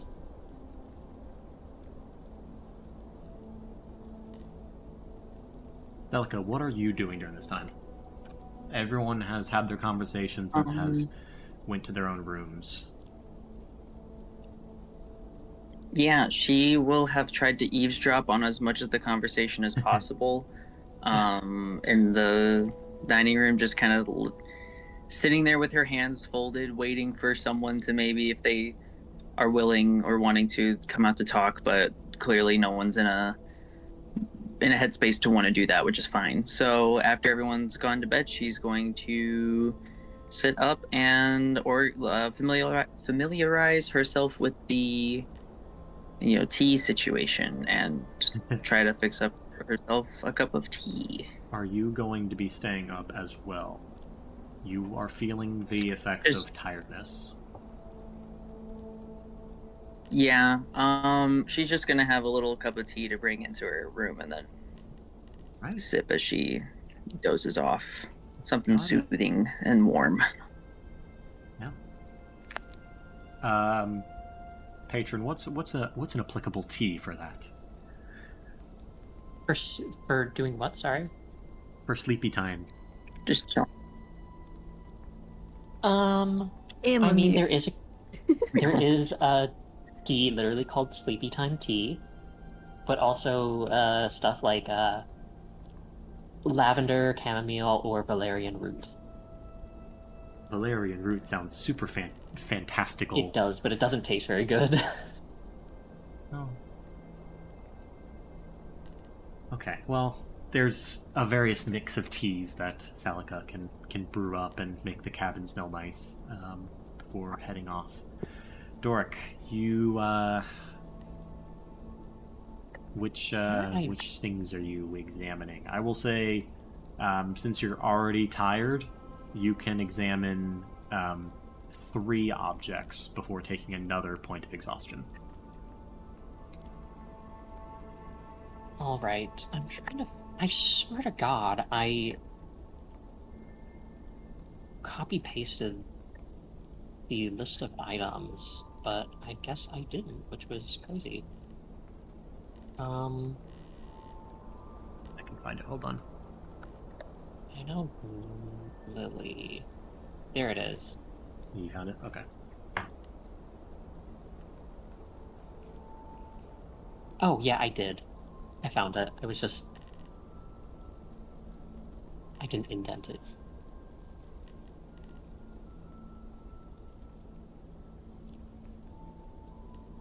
All right.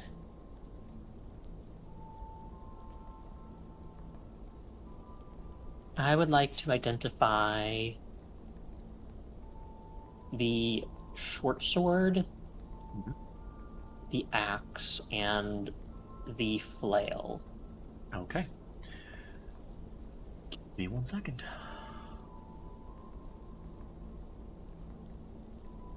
Oh, actually, is that on top of identifying the lantern? No. Okay, then I will identify the short sword and the axe as well as the lantern. Okay. The lantern, as you attempt to identify it, you do identify that it is powerful necromancy magic, and it is meant to hold a mote of powerful necromancy energy. Other than that, the effect of identification does not really work on it.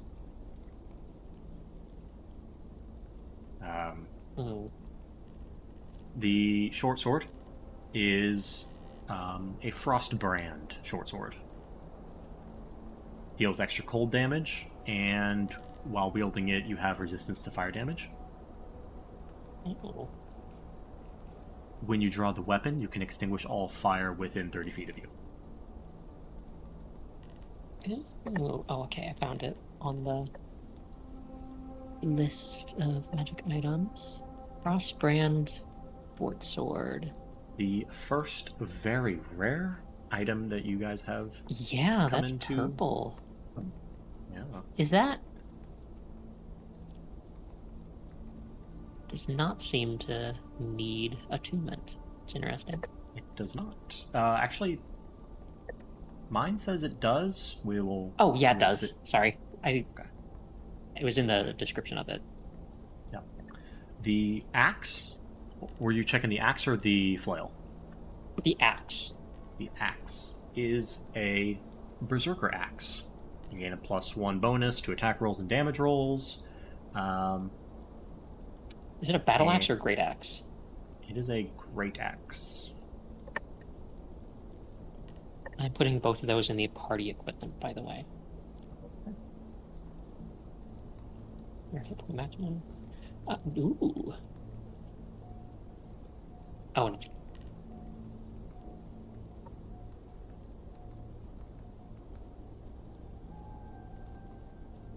Yes, you identify all of the nice benefits. There does seem to be strange dark energies about it, though. Well, I will ignore that. Or those 3 paragraphs then. Right. Are you willing to spend another hour to try and identify more? No, Dork will. He will give in and fall asleep holding Aya's lantern.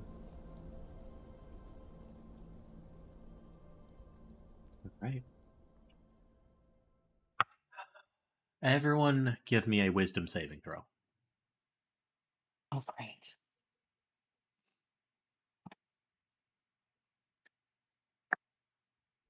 $11. Okay. 18. Okay.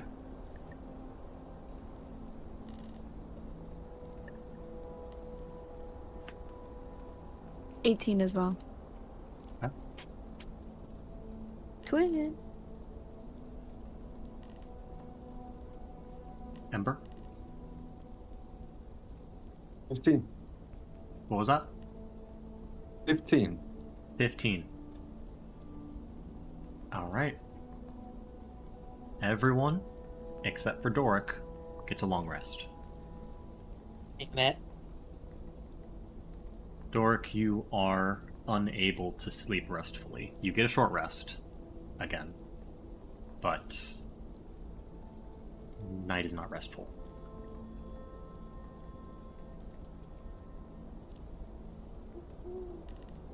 Who was the first to awake? Celica's a bright and early girly. All right.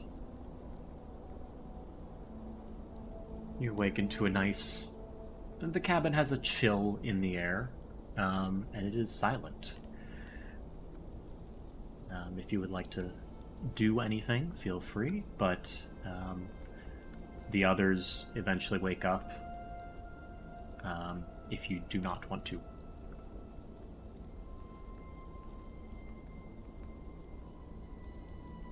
And we'll take that as you just kind of sit around.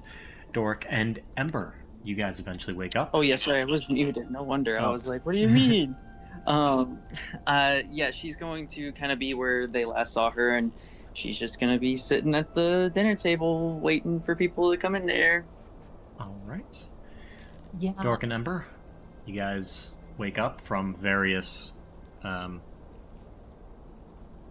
levels of restfulness. Dork will toss and turn for a while, and probably at some point he just resigned himself to just laying in bed, trying to wrap his head around literally anything he can do. And for once, he can't really silence the gnomish thoughts in his head. So, after some time, he will eventually... He'll probably take some time to freshen up for the first time in quite some time. Just some simple, like, prestidigitation stuff. And he will exit his room with the lantern still at his hip. He will still look like shit. And Ember? Ember is putting zero effort into his appearance. He looks like shit as he kind of tumbles out the room. All right. You guys wake, and for about an hour, it's just you three. Emrys has not left his room just yet.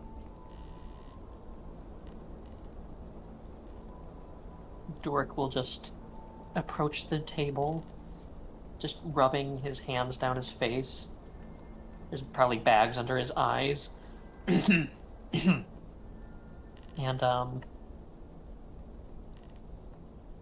after a moment of kind of awkward silence, he'll just look to Celica and just say, So,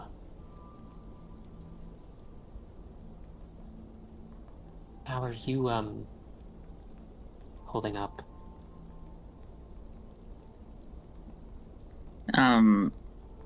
She smiles and says, I am doing just fine, thank you. How are you feeling? Terrible, honestly. I I feel like I should apologize to some degree for dragging you into this situation. I'm certain it's probably quite a lot.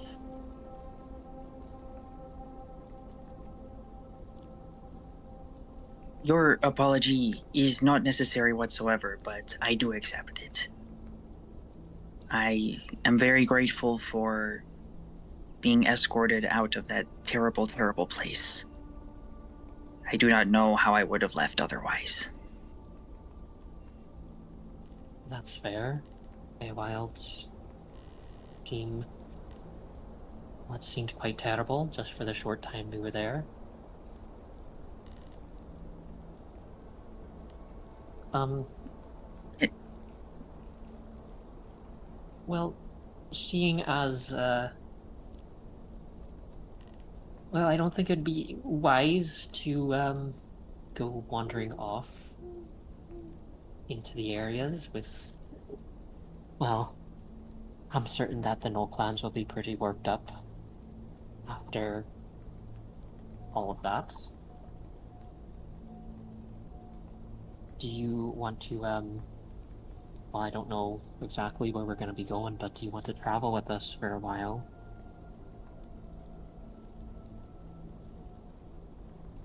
I will take you up on that offer. I'm not entirely sure where I am currently. I have not been very familiar with this area except for passing through some time ago.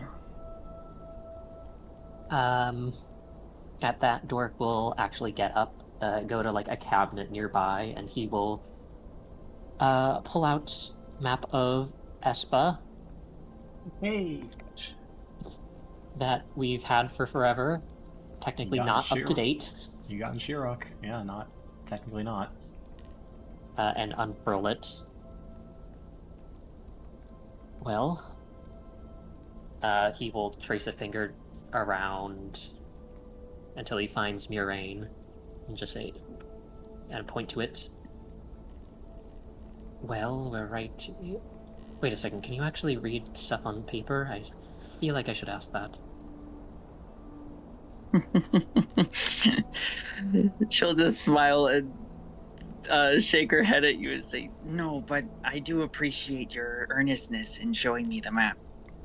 Well,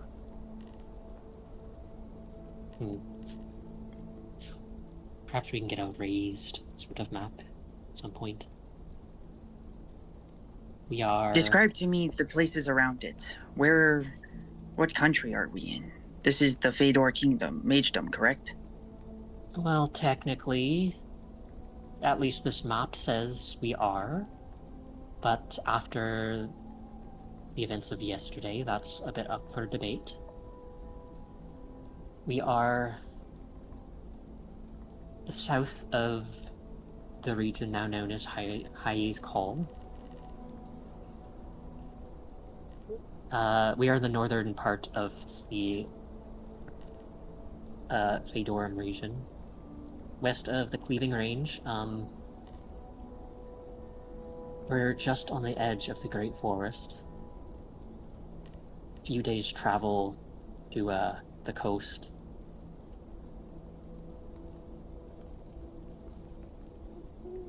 We're right in the middle of the sort of marshy river near the about midway point of what is it, the Cleaving River? Is that what it says?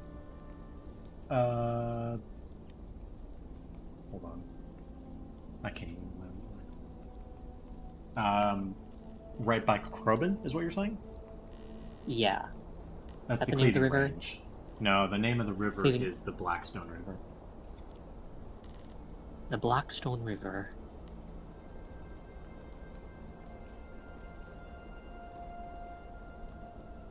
Hmm. Is Helmont on your map? Helmont, did you say? Yes. Where is Helmont? North. Should be straight north of Myraine. Yeah. Yeah, it is quite a bit Hmm. far north. I see. Interesting. That's somewhere you're trying to get to. No, it is somewhere I have been. Just helps me with knowing where I am. We're quite, Actually, Dork will, take out, like, a tool that's probably in his, like, back pocket and measure out the distance between Helmont and Myraine. You're looking at one, two.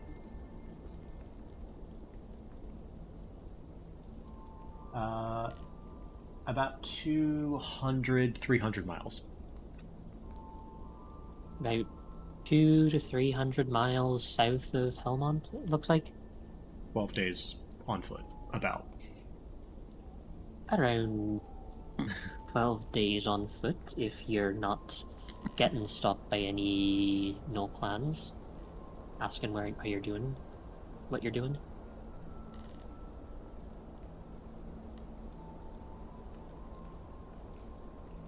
Hmm. So we are near the edge of Gnoll Clan territory, Aye, it's or what has contested. probably become the edge. Correct. It seems that the border of their land has been contested. Probably a lot less contested now that, well, from what I remember, Myraine is a pretty important spot for the Fadoran military, so they probably lost a decent foothold now.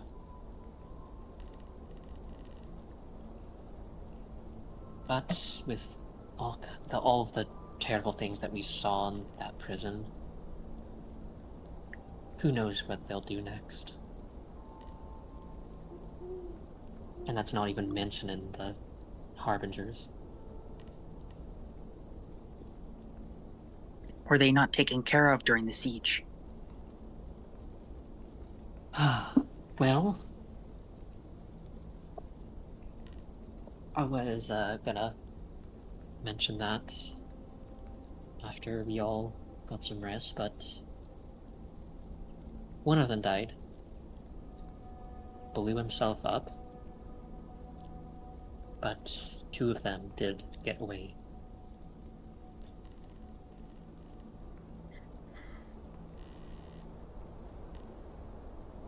We seem to have slippery opponents. That one man got swallowed by a portal, and these two got away. Exactly. They mentioned they were going to, what was it, the first javelin or whatever? You were a little garbled when you mentioned that. Yeah, the first spear. I misspoke. The first spear.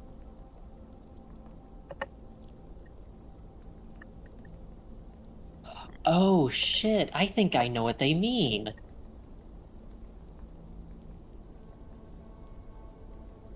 Thinking about it,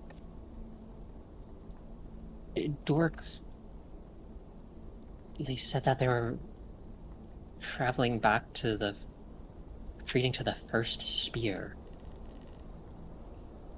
And Dork's eyebrows will raise, and he will look to the map, specifically the point in the middle of Lake Zelenra. Actually, I don't know if it's anything. But when we were traveling a few months ago, traveled through Lake Slenra and stopped by the town of Nidinguya, they mentioned an old folk tale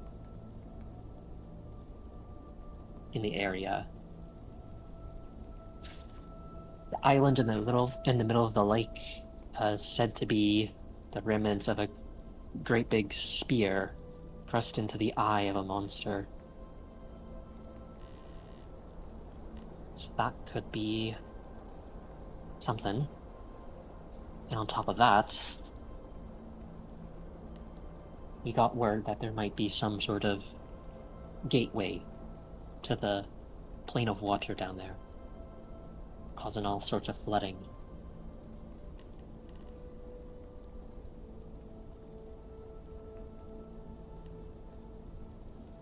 She'll just kind of put her hand up to her head and say, it sometimes slips my mind the proportions of things that this group is involved in. Seems like they've been around for centuries, eras even. Who knows just how long?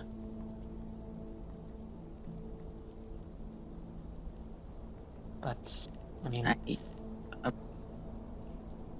Sorry, go ahead. She was gonna say, I did mean you and your friends. I got to. It's... Don't really know how we came across this situation. Wrong place at the wrong time. Many, many times. And all of this started, and we were just hired to find some missing people, who ended up being kind of fine. Well, a group of them was kind of beaten and locked in a closet, but we got them out. Isn't the world just fun? It's around this point that you start to get a strange feeling that you haven't seen Emrys for a while.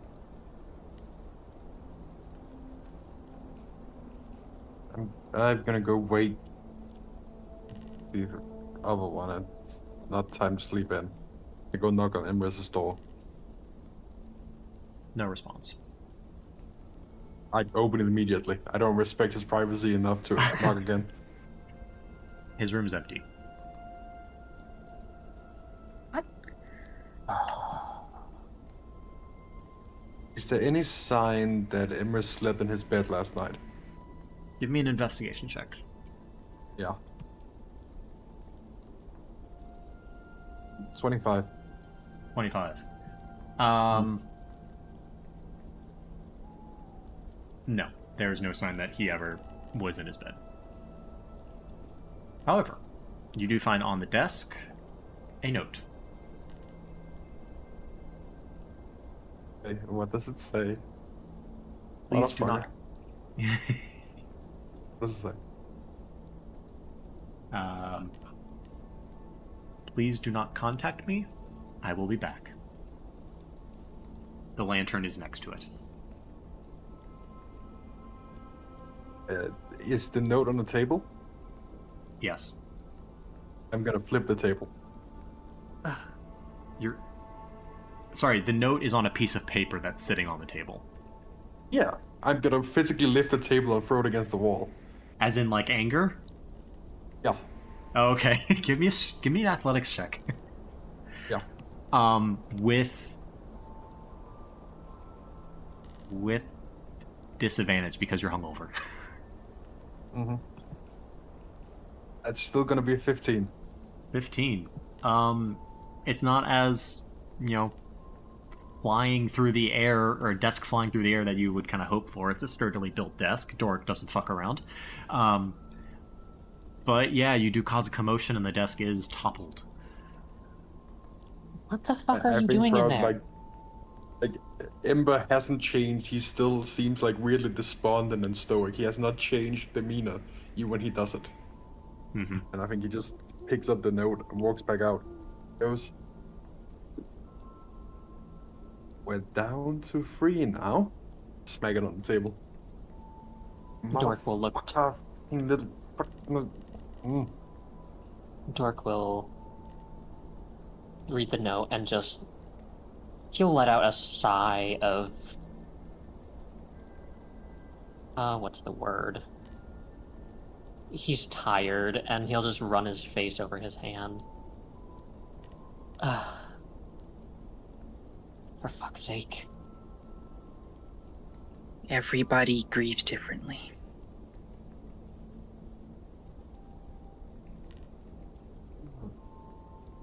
Well,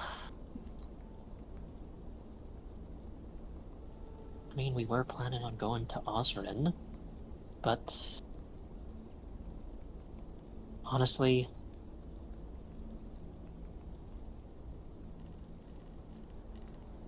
he'll just look at both Celica and Ember. I need a break. I don't want to save the world right now. I just worry about putting reality right. How about we go to my home? How far away is it? He will well, luckily we have a map. He will lean forward and place his finger right on Gearvine in the middle of the Great Forest. We go southwest from here. I can get us there in a few days. And Fuck it. Let's do it. I don't care. we'll have warm Celica bags. will look dead at you, Doric, and just, she's got the blindfold on, but she's facing like what could be eye to eye with you, and her brows are just concerned or disappointed.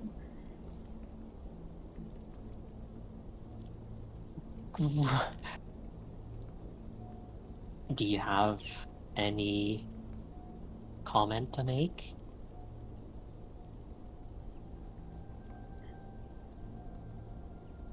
Perhaps it is not my place, as these events are beyond my understanding currently. I too have a personal goal that I wish to achieve. However, these events that you describe, these forces at play, they will not rest because we have slain their allies.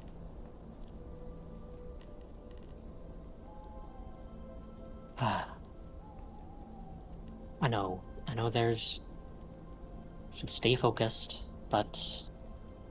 I mean, logistically, we just need to take a step back, recuperate. I mean, I don't think we'll do much to help Osrin with just the 3 of us.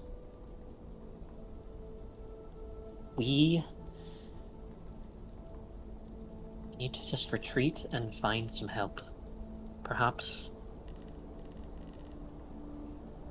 rearm ourselves. I mean, I have a workshop back home, allies, people who can help us, healers, even. Not to mention, I mean, we're on somewhat good terms with some of the gnoll clans. But getting through all of Haye's call in our carriage all the way to Osran, that's going to be difficult. I have no people back home that can probably help us get at least through the dangerous parts. Or at least get us through unseen. My people are really good at that. Not to mention, I do just wish to be around a group of people who most likely won't tear my head off. At least physically.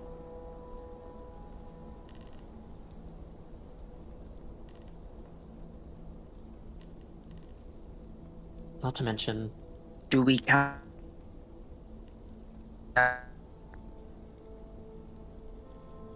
You cut out, Lily. hello? Yeah, you cut out an old robot. Oh man. Uh, do we depend on Emrys's ability to? You're cutting out again, I'm sorry. Oh, for fuck's sake. Do we depend on Emrys's ability to what?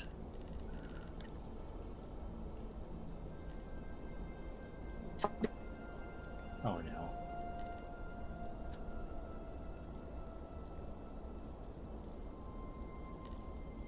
Hello?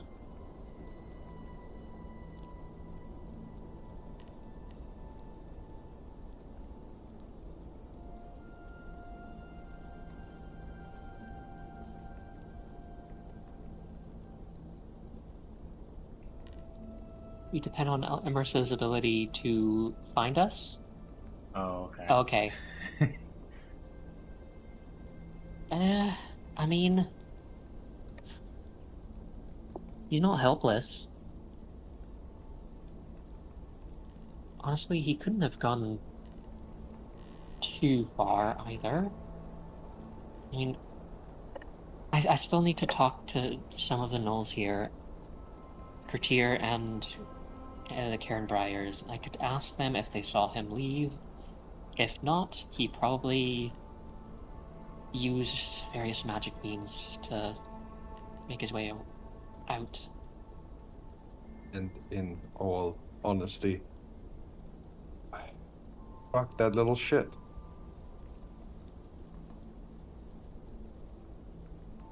If he wanted it to be easy, he shouldn't have fucking left. He didn't even sleep in his bed. He knew he was gonna do this all along. So fuck him, and if he wants to return, he can come crawling. And we'll see what happens.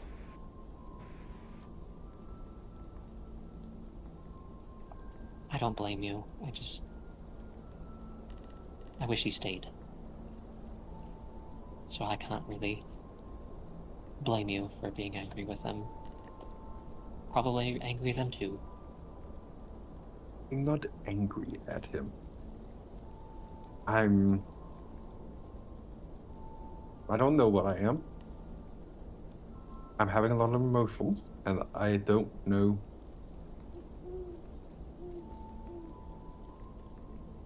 I'll just nod. Yeah.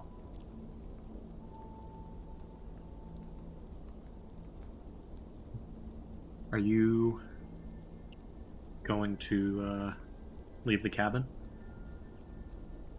Yeah, he'll grab, I don't know, some sort of like beef jerky or something to eat, just to satiate himself. Maybe some tea that Celica made. Oops. Sure. And, oop. No. Oh. But yeah, he'll wake himself a little bit up, and he will go to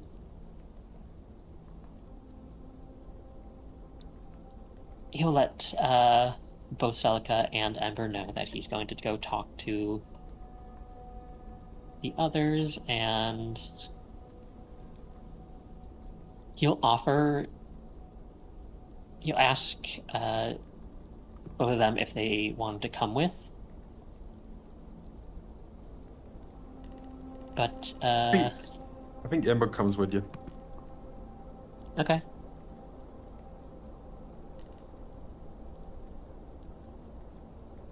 Great. So, as you leave the cabin, it's about midday, we'll say, a little later than midday. There are the camp is almost packed up. One sec. Lily can't seem to join. Aww. Oh, there she is. Hey. Lily, hello? Can you hear us? Yeah, that was hell. And the entire time I'm trying to send messages, it's just trying to load GIF after GIF after GIF after.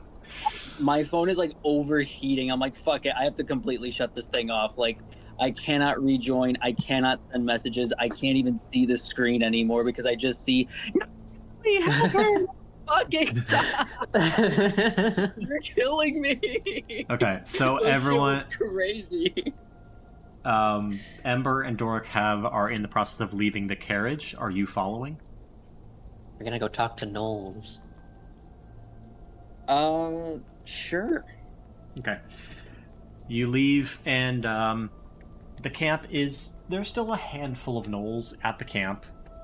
Kratir is currently kneeling down over another gnoll that is kind of on the ground. Standing next to this gnoll is a person you haven't seen yet. They have kind of like pale white skin, long white hair, and they are kind of dressed in, like, I don't know. Well, Moss, how about you describe them? Certainly. They are wearing half leathers, half plate armor. But the plates are like thinner and they don't cover nearly as much as what you're used to. It's really just one pauldron and then the chest above the belly button. The rest is leathers and cloth. And they're crouched down, healing this gnoll. Hello, Dork and friends. Good morning. Morning. Kratir, have any of your people seen Amris in the past few hours?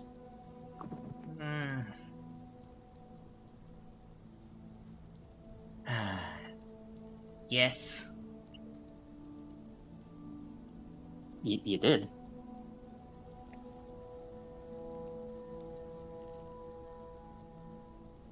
He told us not to tell you where he was going. Oh, for fuck's sake. And we won't. Sorry, Doric. I'm gonna kick that little guy so far next time I see him. He'll just But hinge he his brow. He did mention something. He said he was going to send help. And this one arrived. The pale man is gonna stand from like his crouch, and whoever's near, whether that's Doric or Ember, they're gonna put out a hand. Aviz, it's nice to meet you. But Dork will look very confused, but will take his hand. How tall is he? Oh, he's pretty tall. I need to like bend over, crouch down a little bit. I think he's 6'2". He like kneels, but in a way that like he doesn't really hesitate to do it. Like it's not in a... He doesn't make it awkward. You know Amris? I'm here in his stead. I'm not sure what I should say. Right. I am a friend of a friend, and he said you might be in need of the service of another. I mean, it's... Any help is welcome, but how do you even know Amris? Are you a friend from Tano, or...? No. We have a mutual...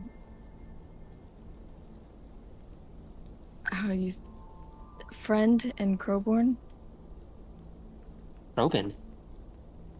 Is that how it's pronounced? Are you familiar with a voyage? Voyage? What? The pretty one from the Athenaeum. This is not the Yes? time. to you. A bit. He spoke to Voyage and he sent you? In a roundabout way. Voyage is kin of an intimate partner of mine. All right. Bit strange. Admittedly.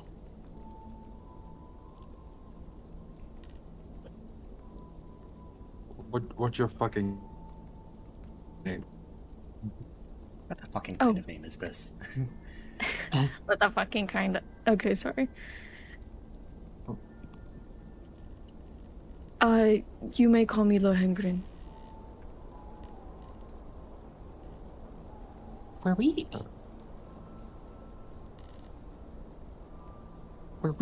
there to watch the arena fight with Lohengrin in it? Was that canon? Oh wait, I have newer art, Spencer, I'll put in chat. Oh, okay. If you weren't present, they were probably there when he, like, made a little nuclear bomb and, like, there's a loud sound throughout the city. But...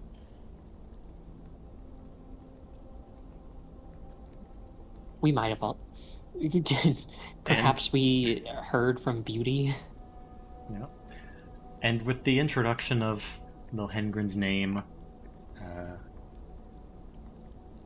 I would like to end the session. Okay. That sounds good. Oh, too. God. Damn. What Jesus a fucking Christ. session. There were so many occasions I was like tearing up this session. God damn. No! I mean, Well, yay, no!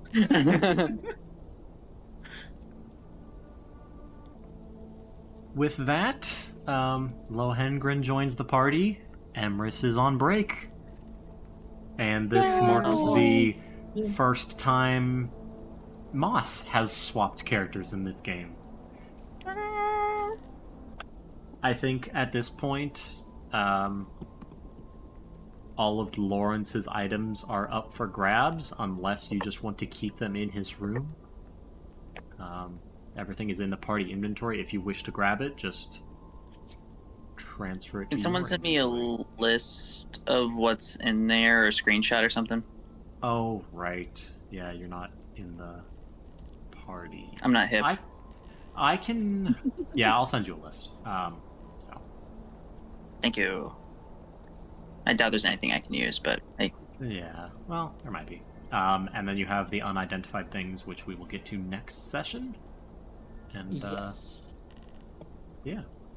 Thank you. God, his necklace. We need to add his name to the necklace of remembrance. Oh. Oh, not yet. We don't need to do it yet. Because he will come back. He will come back. Don't He you will need have to the call gown. this some You gotta shit? write it in pencil. He'll have the no, gown. we gotta- later. Oh. We gotta reunite Lawrence with Trevor. Hey, you never know. He might come back. Goodness. I mean, maybe you bury him in Gearvine. That's what I was thinking. Okay, it's late. Thank you, Yeah. everyone. Thank you, players. Thank Thank you, you, Spencer. spectators. This was a Thank great you. session. Thank you for arguing with I me, gotta go Lawrence. detox some serious shit. I need to do something silly. Yeah. Get Too to much. bed. Go have silly, goofy dreams. All right. I will. Good night, everyone. Good night. Good night.